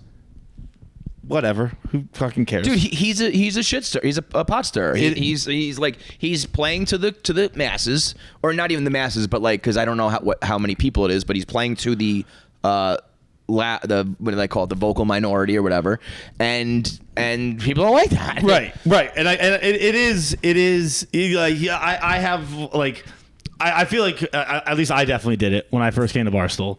When I was like writing links of the day, I like knew a commenter they didn't like, and I would say fuck that guy or something like that, because it would get them riled up. Absolutely. And it would get like comments on my links of the day, which never had comments. Totally. And, like, it's the game, and like, or like whoever right now, if you are doing something, you were like fuck Taylor Swift, you're gonna get all those people being like, yeah, you pick it's low hanging fruit that is gonna garner. You don't know how many people are reading, watching, responding, whatever, but the visible ones, the 25, the 50, the 100 that are, people are going to go, oh shit, look, like they love this guy or whatever. Now it's something I did, and it's something I now think is kind of lame, where it is. Oh, it's he definitively went for quote unquote low hanging fruit with Nate, because like we said, people will. Nate has a reputation where that he's at times earned, but also like doing a blog that like Nate spiked your blog or whatever. It's just when he didn't you only people like we all talk on camera all day every day. Right. We all say things that are worth going at us for all the time. 99% of the time you'll look at most of the people at Barstool and you'll go, it's not worth it. Right. Nate's worth it every time. Yeah. Every time you'll go, that's worth it. Mm-hmm. And it's not unfair, because a lot of the time it is Nate's actions that have caused that. Mm-hmm. But like, it is cheap. And going at Kelly for something where no one had ever questioned her work ethic. Not a single person had ever thought Kelly doesn't work hard. Kelly is one of the harder workers here. There are a lot of fucking people who aren't hard workers. You didn't go with them. But they're not. Yeah. You went at Kelly because, again, it's low. I don't know if Kelly's low hanging fruit. She's a woman on the internet with opinions, so I imagine people don't like her. So I think those two. I read both blogs. I definitely read the Kelly one. I think it could be. Like, it's not bad writing. It's like, I'm like, oh, this guy could be something. But also, he's been here 5 years. Well, so this is what I was going to say. I was about to say, there is a need at Barstool for that. Like, the whole reason, what I like about Barstool Radio, and where I disagreed with you saying that it was a bad show, is that there are no shows left in the world where there's ever a confrontation or tension. Yeah. Because it's just friends talking to friends, guests who are friends, promoting things. There's never any like, we probably just shouldn't be on the microphone at the same time because we don't fucking like each other, but we have this forum where it happens. Yeah. And there's really like very, very little of that left. Like, there really wasn't much to begin with, but like once a guy like Howard Stern kind of like disappears, and but I don't think we really did that. Well, when we have our moments, like when Barstool has the drama, you do. Yeah. Without it, you'll never hash out any of that stuff ever. And so I think that the problem being like we keep saying there's only a couple people who do that, and this guy Tate wants to be one of those people, or at least showed in this round he does. Yes. Right? So that's what I think that will be interesting when. Usually what happens is when it's your turn in the blender, you're like, oh, I don't like this so much. And when you get, there's only so many people who like can motherfuck you to your face and stab you in the back or stab you in the face. And then when it comes back to them, they're just like, yeah, man, like, okay. You know what I mean? Yeah. That's like Kirk Manhan's always like, you can say whatever the fuck you want about me. Dave's always like, you can come into my office and motherfuck me. I don't care. Most people, when, it's their turn, I think start to get the picture a little bit that you either got to go all in and be like, it's like the WWF. You got to be like the heel, and you got to do that every single time. And if you can do that, like you probably will have a lot of attention and a lot of heat and all that.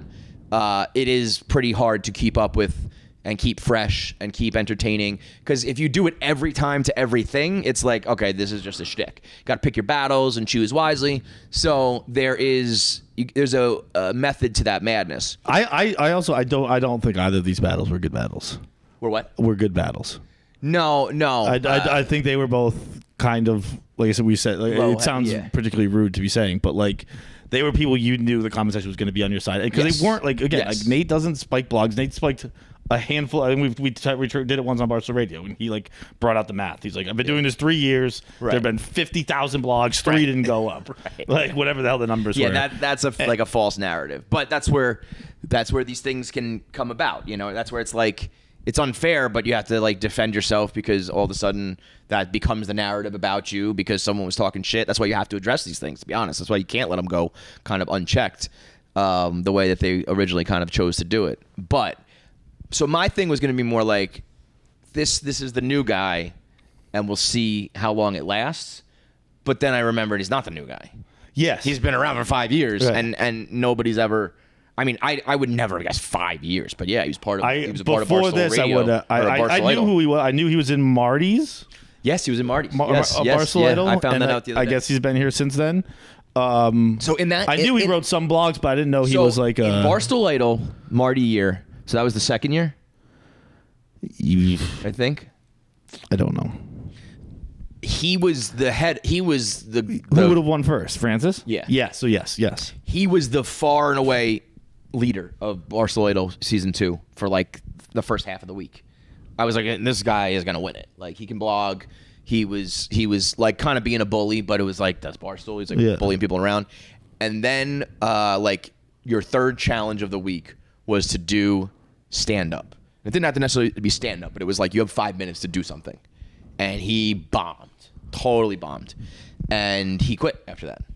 And he quit, and he said it was because he was like, I got a job back home that I don't want to jeopardize. But I was like, you signed up for this. You came here. You were killing it. And then something went wrong, and you bailed. So I always thought that was why he did it. He says it was because of... So he is Nate. So that's why they don't get along. So, that was my thought. It was like, so when things are going good, every once in a while, when things are going good, you thump your chest and you bark and you try to, run off the leash. And then when shit goes south, we'll see what happens. Now maybe with the newfound full-time job, he runs with it, or does it differently, or becomes the full-time heel, whatever.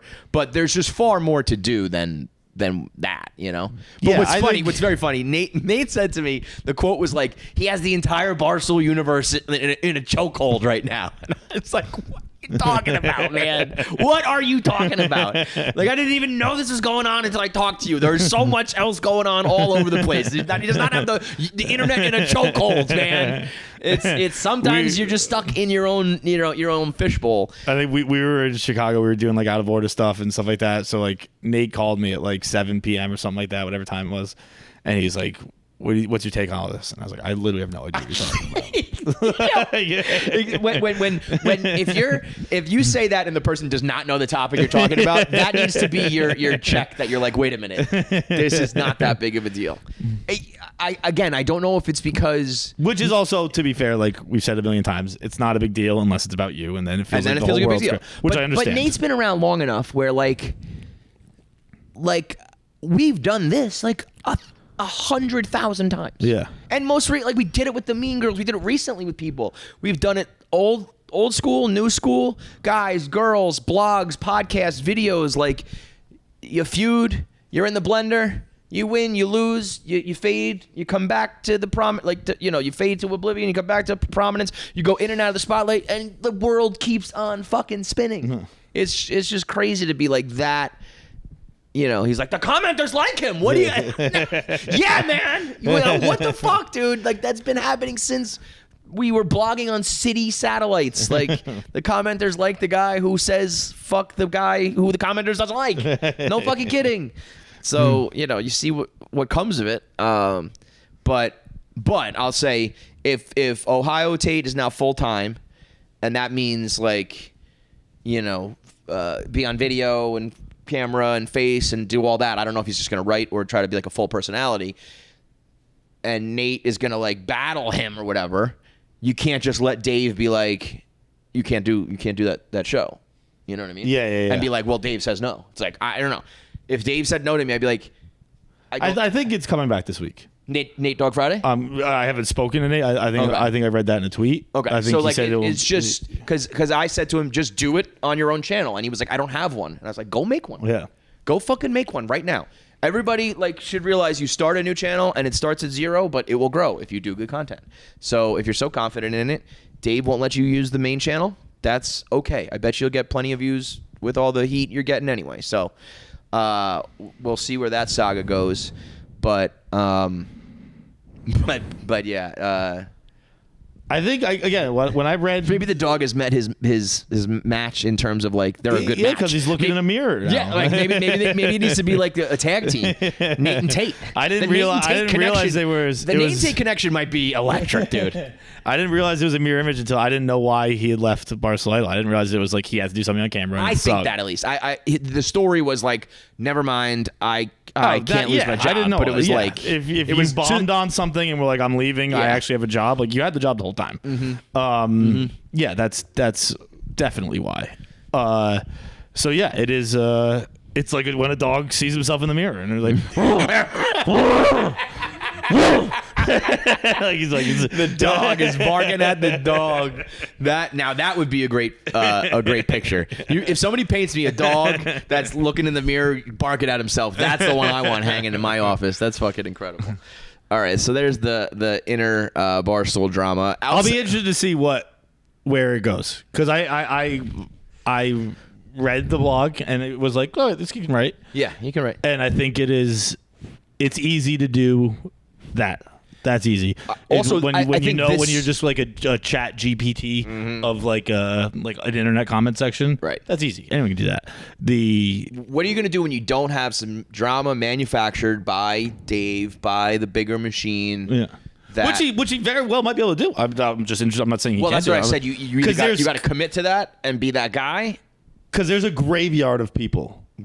There's a lot of bodies buried. Skeletons, in the place where you entertain Dave for 10 minutes, and then Dave didn't want to play with you anymore. You're hanging on for dear life, and you're still a part of the show. And don't get me wrong, you'll make about $300,000, and you'll be here for 3 years, and it'll be good for you. But like it is, there's a lot of people who have gotten a job. And then Dave forgets about you, and I hope that doesn't happen with Tate. I'm interested to see where it goes. Nate's gonna be mad at you for that. What? He's making what? You're rooting for Tate now? I'm rooting for anybody who works for Barstool Sports, man. Yep. Anybody who puts in the effort.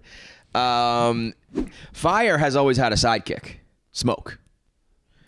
But we hate that guy. Anymore. Stinks, burns your eyes, makes everyone cough, smells bad. Yeah, that's no good. We don't like that. Solo Stove comes along, pulls off the miracle by kicking Senor Smoke to the curb. That's right.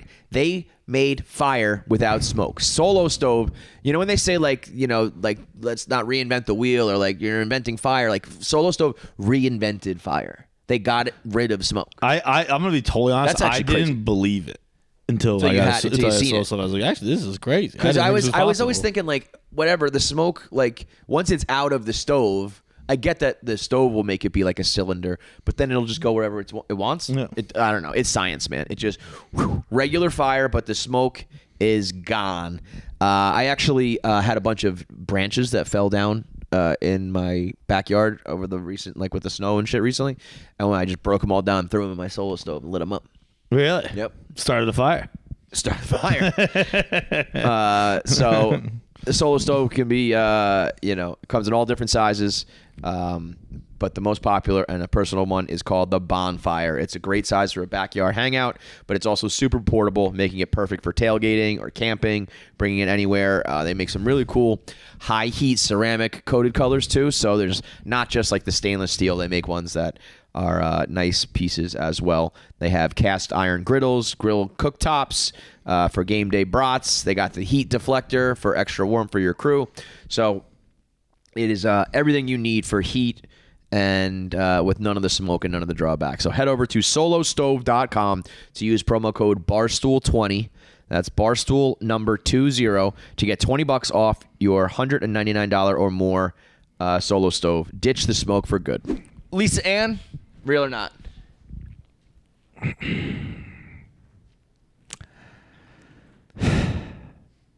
It's tough. For people who don't know, Lisa Ann was dragged out of a Matt Rife comedy show, handcuffed, screaming. She then said it was because they accused her of grabbing her phone. I think it must have been one of those shows where you're not allowed to have your phone. Real or not? I hadn't crossed my mind fake until now, and now I can't think. So at first I just thought it was, I don't know, some just weird, some crazy shit. So I'm thinking fake for several reasons. One, I've just never seen that happen.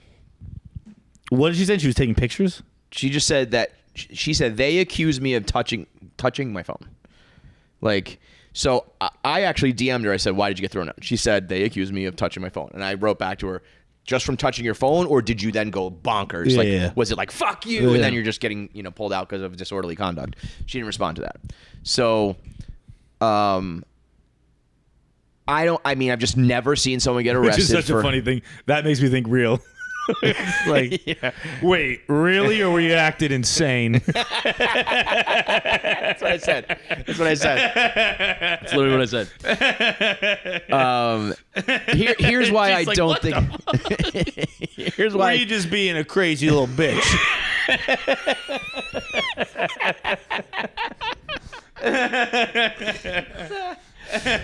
In my experience, the NYPD is never really wrong. Well, so that's what made me think maybe real. That like those cops looked real. Yeah.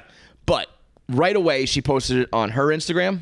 She tweeted about it, posted it on her story, posted a video with her tweet screenshot embedded into the Instagram video, and then collabed with Pillow Talk, that porn star show. That's fake. When you collab with somebody, it's promo. Yeah, okay. Never So mind. the Mark Norman thing just happened. I think Matt Rife is probably down with Pillow Talk and Lisa Ann, and it's like, What's hey, Pillow Talk?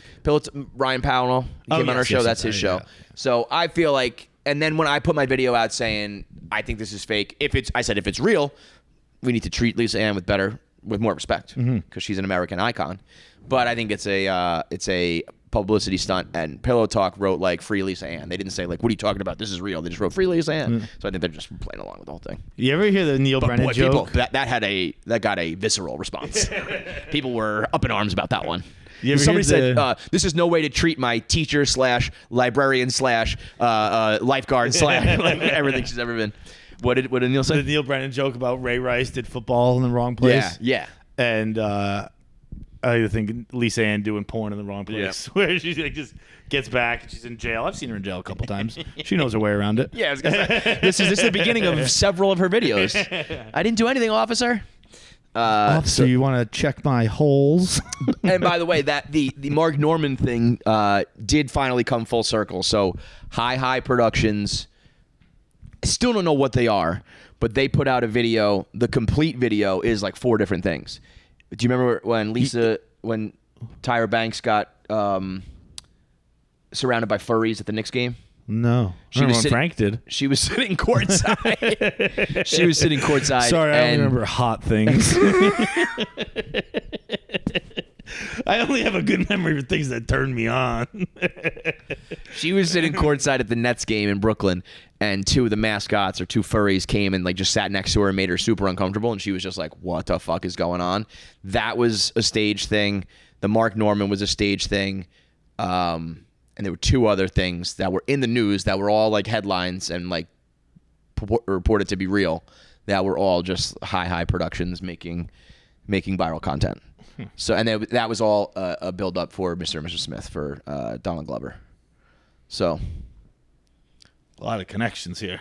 Yeah, it was just they hired. It was supposed to be like a scavenger hunt almost. Like they hired 2 people like me and you, and it's like your first assignment is like you have to go viral with Tyra Banks, and like here's your assignment, here's your mission, if you will.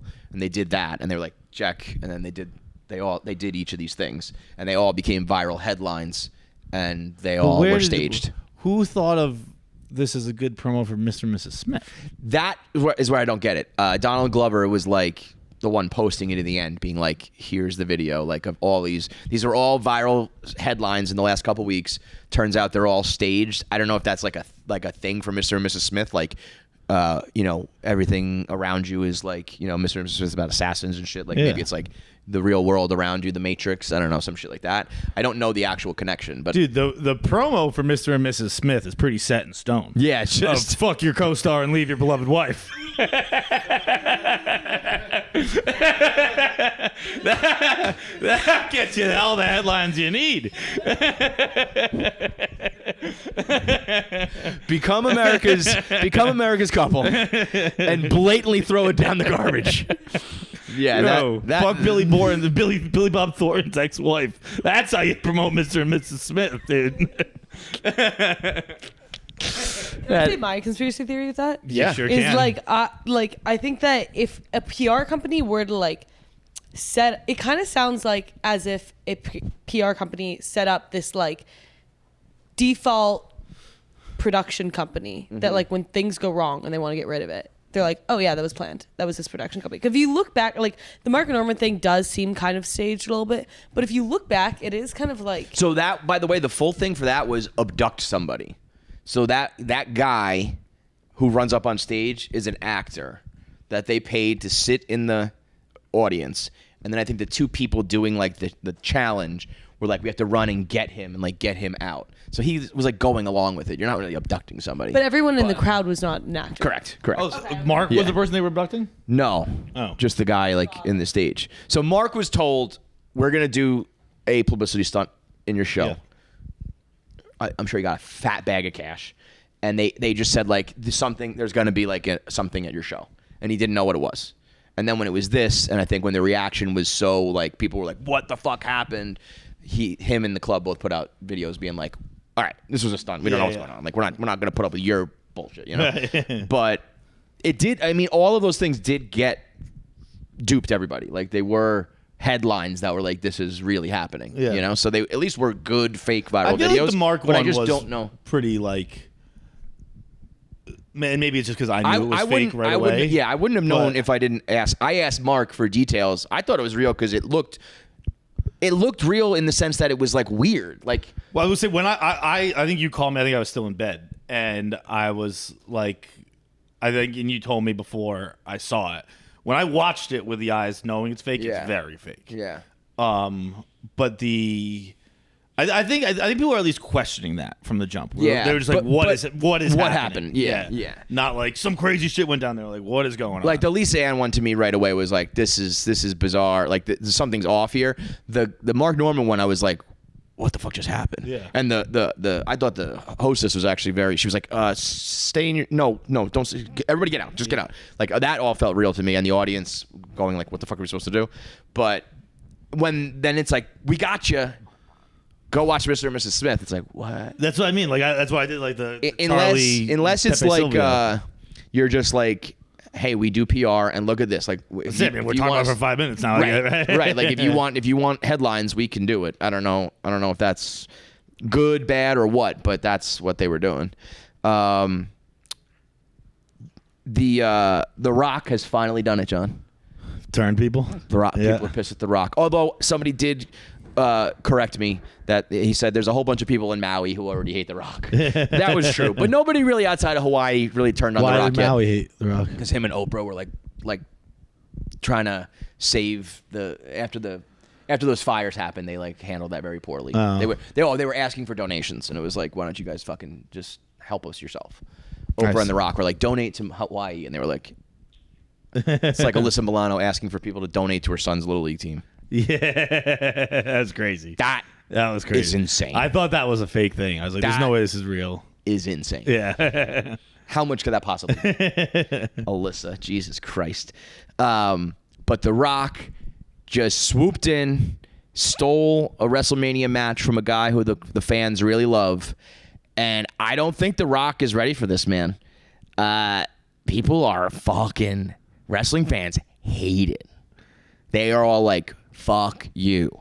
That has to be a surprise to him, where he's like, "What the fuck? I thought everyone loves me." So, on the one side, the match that he's going to fight does have a long-standing storyline. The other guy is Samoan, and they talk about the bloodline, who is like the head of the Samoan family of wrestling. Yeah, so there is like an in-bed Roman Reigns, like there is a storyline there. Yeah, no, I know. It's in Fast and Furious. Excuse me. So Hobbs sorry. and Shaw, actually, presented by Fast and Furious. You're right. So silly of me to not know that. So some fans are like, no, that's good. But the majority are like, fuck you. And every comment is like, no. What are you doing? Get the fuck out of here, old man. And then how you know he knows it, he posted on Instagram a carousel of like 4 reactions of fans that were good. Yeah. And he was like, the reaction's been overwhelming. And it was, first of all, if you were going to do that, there'd be 10. You'd have the whole thing full. You know, you'd be like, I mean, you pick could 10 of the. You'd be able to find 10 that were excited. Like, 10 people? I mean, he only posted like 4, dude. It was There bad. are thousands of Nazis still. There aren't 10 people who thought this was a good idea. That's how badly this thing went over. Now, there's also the whole thing that Vince McMahon is, you know, it's coming to light that Vince McMahon has been pooping on girls' heads. Yeah. Not great. So I think they needed some good PR, and they were like, let's just throw The Rock in there. And boy, did that backfire.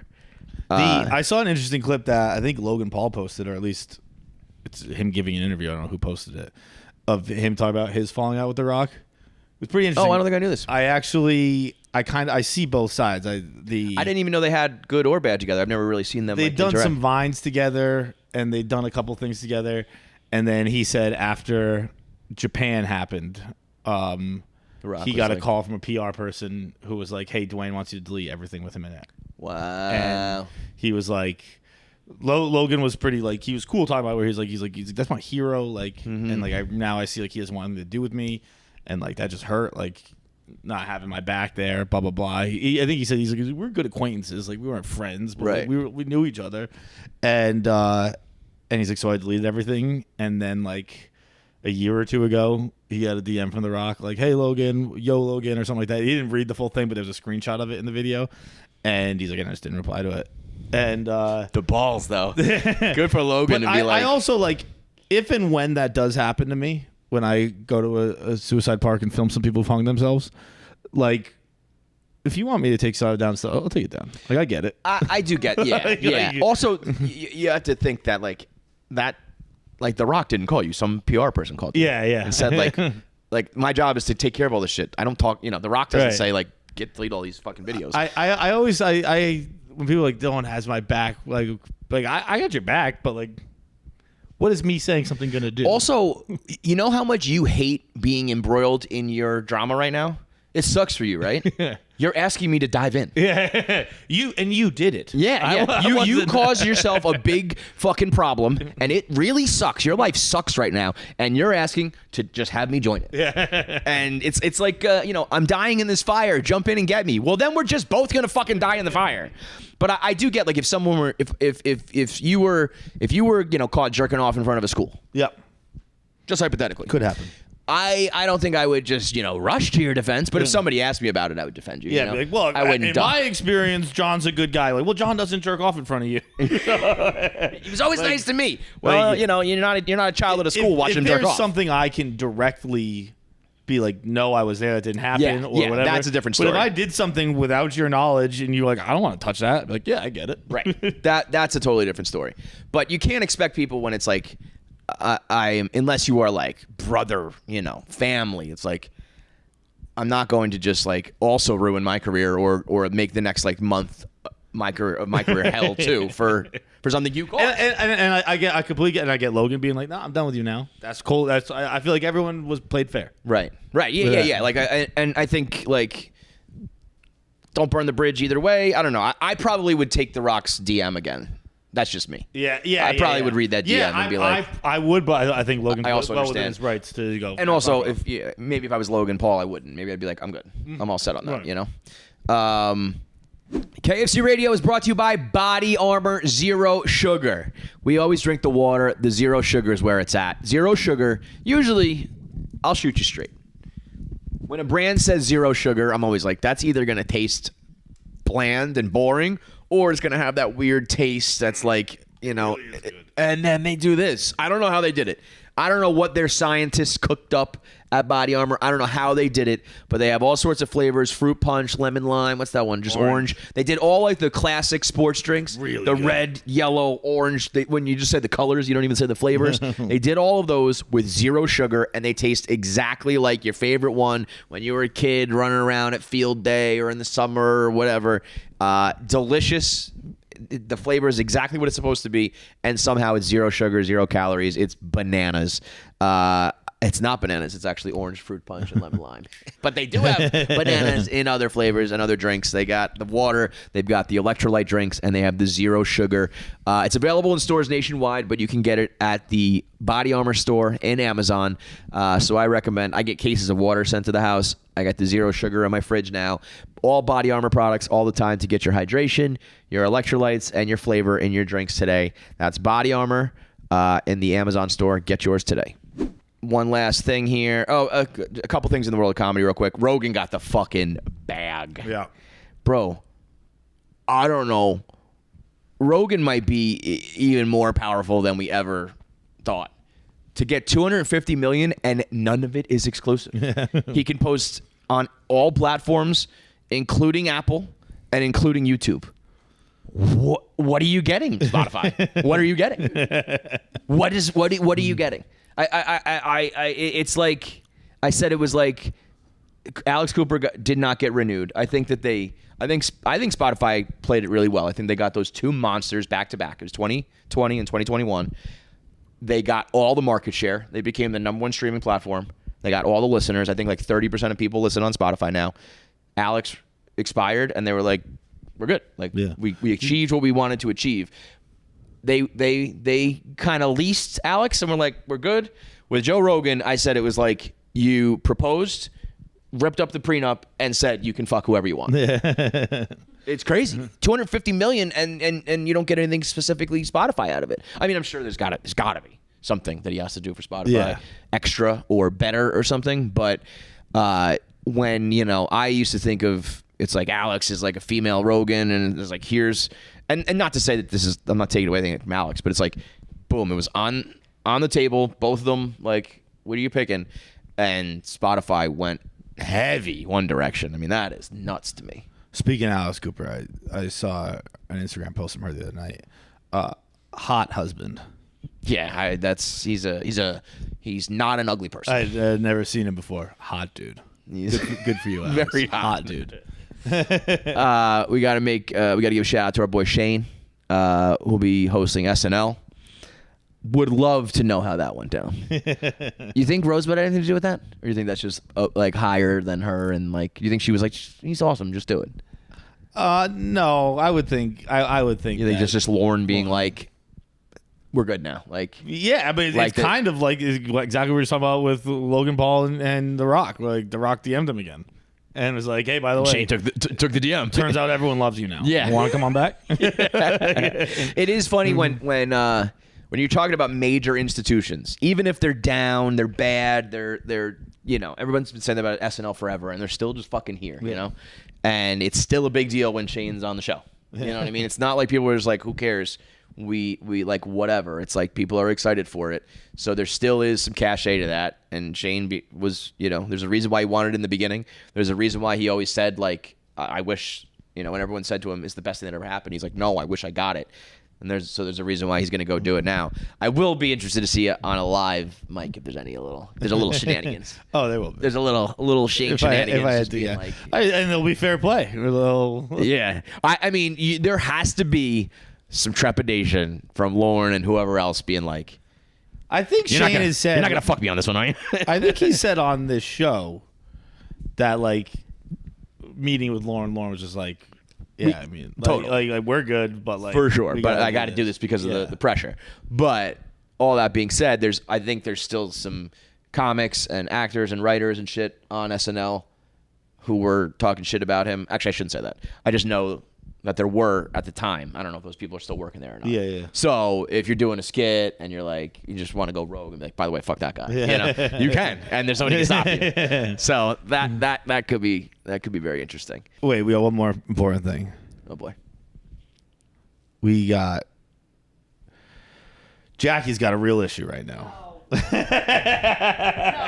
I don't know what you're talking about. I did hear about this. You heard about this? No, I just heard that there's something.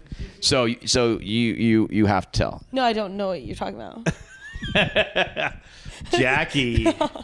Jackie has found herself. Do you really not want to talk about it? No, I will, but like I'm telling you right now, nothing's gonna come of this. What you think is gonna come of this is not gonna come of this. I think this room's got good acoustics. No. Okay, I just have found myself in like a little predicament, and that is like when now since I've lived by myself for like 2 years now, right? And like so I'll sing in the shower and stuff, and like I'll sing by myself. And I've always been interested in that. You like belt it out. You're not just like mumbling the lyrics. You're like singing. like yeah. I've never done that either. I'll mumble the words. Yeah. Like I do in I the don't car. even do that. I just come to shower. I might, music's on, but, like- rap along to the lyrics or whatever, but I would never be like, or scream or yelling. Well, because here's But the so thing: you is put on like a performance. because I've always had like I would say an slightly above average voice, but it's like I've always loved it because it's like it's been perfect where it's like I'm not like an asshole, like where it's like I'm like really good at singing and like it's annoying when I like sing. No, totally not an asshole. But I'm not. I'm not like bad where it's like, oh my god, that's like hurting my ears. Has this ever been corroborated by anybody else? No, but like when you're like fine, like nobody's ever made. I've always loved my singing voice because it's always no. It. But now that I live alone, and I'm like practicing singing like every day pretty much, so I've gotten like really good. And so it's like now I can't control it. Like my voice will do like I'll just be singing along to a song and like my voice will do like a little run or like I'll do like a little you know, and like I can't control it now. But I'm not like I'm just like so talented I can't control it. No, but like I'm still not like super good. So now I'm at an awkward level where it's like it sounds like I think I'm a lot better than I am. Yeah, And so- you're that girl who's like holding her ear, going like, ah! But like, it's like I'm you sound like definitely shit. Still not good. So now I like am scared to sing along in public because I'm like, what if I accidentally like hit a really good like end up kind of hitting my notes and then not actually like hitting all of them, so that it's awkward, you know? Right now, so it's no, like, I get it. People now get that I'm Ariana embarrassed. Grande? Yeah, that happens all the time, right? You'll just be like in a big sing along in public or something, right? What are we even talking No, but about? it's like in the car, like You know, in the if I just flash want- mob. You know, what- or like when I have songs stuck in my head, like I have to be like you can't like just go. Don't hammer, don't hurt him. Yeah, Don't exactly. do it to him, Jackie. Because I'm just at this awkward in between, so I think I need to go balls to the wall and like take singing lessons, yeah. or I need to like I don't know, like dumb it down somehow. Like I can't. Start listen, smoking. Listen, you're at a crossroads. That It's might one or make the it other. You harder, need to though. become a singer, or you need to like never sing again. But I think I'm like too good where I'm like. Well, then we got to get you singing lessons. I mean, Can we like, get a little taste? No, but like this is what I'm afraid of. No, you have to sing. No. What's your song? I was gonna say let's No. pick it. No.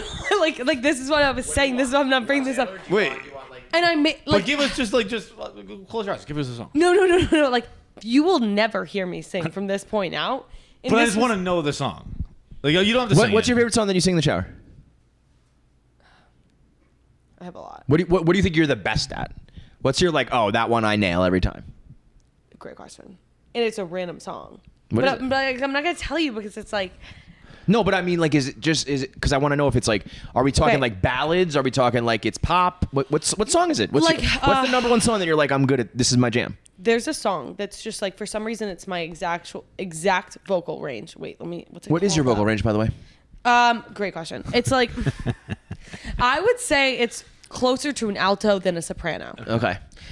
Have you ever been in chorus or choir or anything like that? I did actually take chorus in 4th grade and 5th grade. Okay. Because I didn't take like and then I also like played guitar for a little bit, so obviously like I had to learn to sing a little bit. So it's like I'm like not a veteran, or I am a It's veteran. basically A Star Is Born. Basically the plot of A Star Is Born. Wait, I kind of forget what the song is called. I'm so sorry. I'll figure it out. But I'm like, so sorry, she It's said. not. It's not gonna like. It's not relevant. Is it I'm not gonna country? sing Is it pop? What is pop. it? It's pop. Like I can do pop pretty well. Like, can you do like because pop also sometimes is not known for like the best and when fucking it's voices. when it's, you know? when it's like a sad song, it's like I think that my voice has like a lot of soul to it. Like I think that you can like you have like the voice of like an old black man. Yeah. Exactly. Give like no, like John. Yeah, how about this? Never how gonna about- happen. how about I'm this? not asking I you to never sing. gonna I happen. want to know it so I can hear. Like, I need. There's got to be a song you can. Play. What if we let me just don't look at you and we like Doesn't you matter. just hear it? No, like there's cameras, you guys. Like I'm not gonna. Like, Nobody's watching. I'll go through my. Everybody knows. Everybody Okay, started watching Barstool okay, Radio. right No now. one's watching. Just sing. Right now, like Renee Rapp, like she has a song "I Hate Boston." I can hit every single note. It's a good song. It's a great song. Yeah. I love that song. Tummy Hurts. I can hit like every single note. Casualty like that.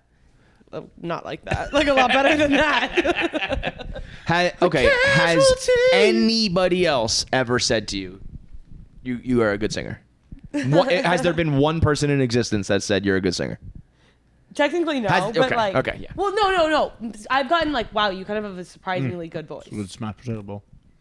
Is that true? That's what I mean. Like, have you been singing karaoke or something? People go, "Oh my God, you're good." People say like I wouldn't expect you to be better than. It's because they think you look like a mob wife from Jersey, and they don't expect that from you. Yeah. Yeah. Exactly. Anyways, it's just. So, I think it's decided. We need a new YouTube series. Jackie sings. Jackie goes. This You is do it on your exactly own. what I We don't have to be a part of it. You go to a singing. You go to a singer. What's it called? The singing tutor, and you take lessons. Never gonna happen. Yes, but never gonna happen on camera. So give up that dream. You have complete control of it. You have Okay, complete if I control of it. get really good, and if I then get really then you good. decide whether it sees the light of day or not. Okay, give me like a year. Deal. I honestly probably need like 2 months with singing lessons. Like I think I'm like right there. Locked in. All right, thanks for watching. Make sure you subscribe, like, and leave a comment below. Click that button. Or I'll cut off my finger.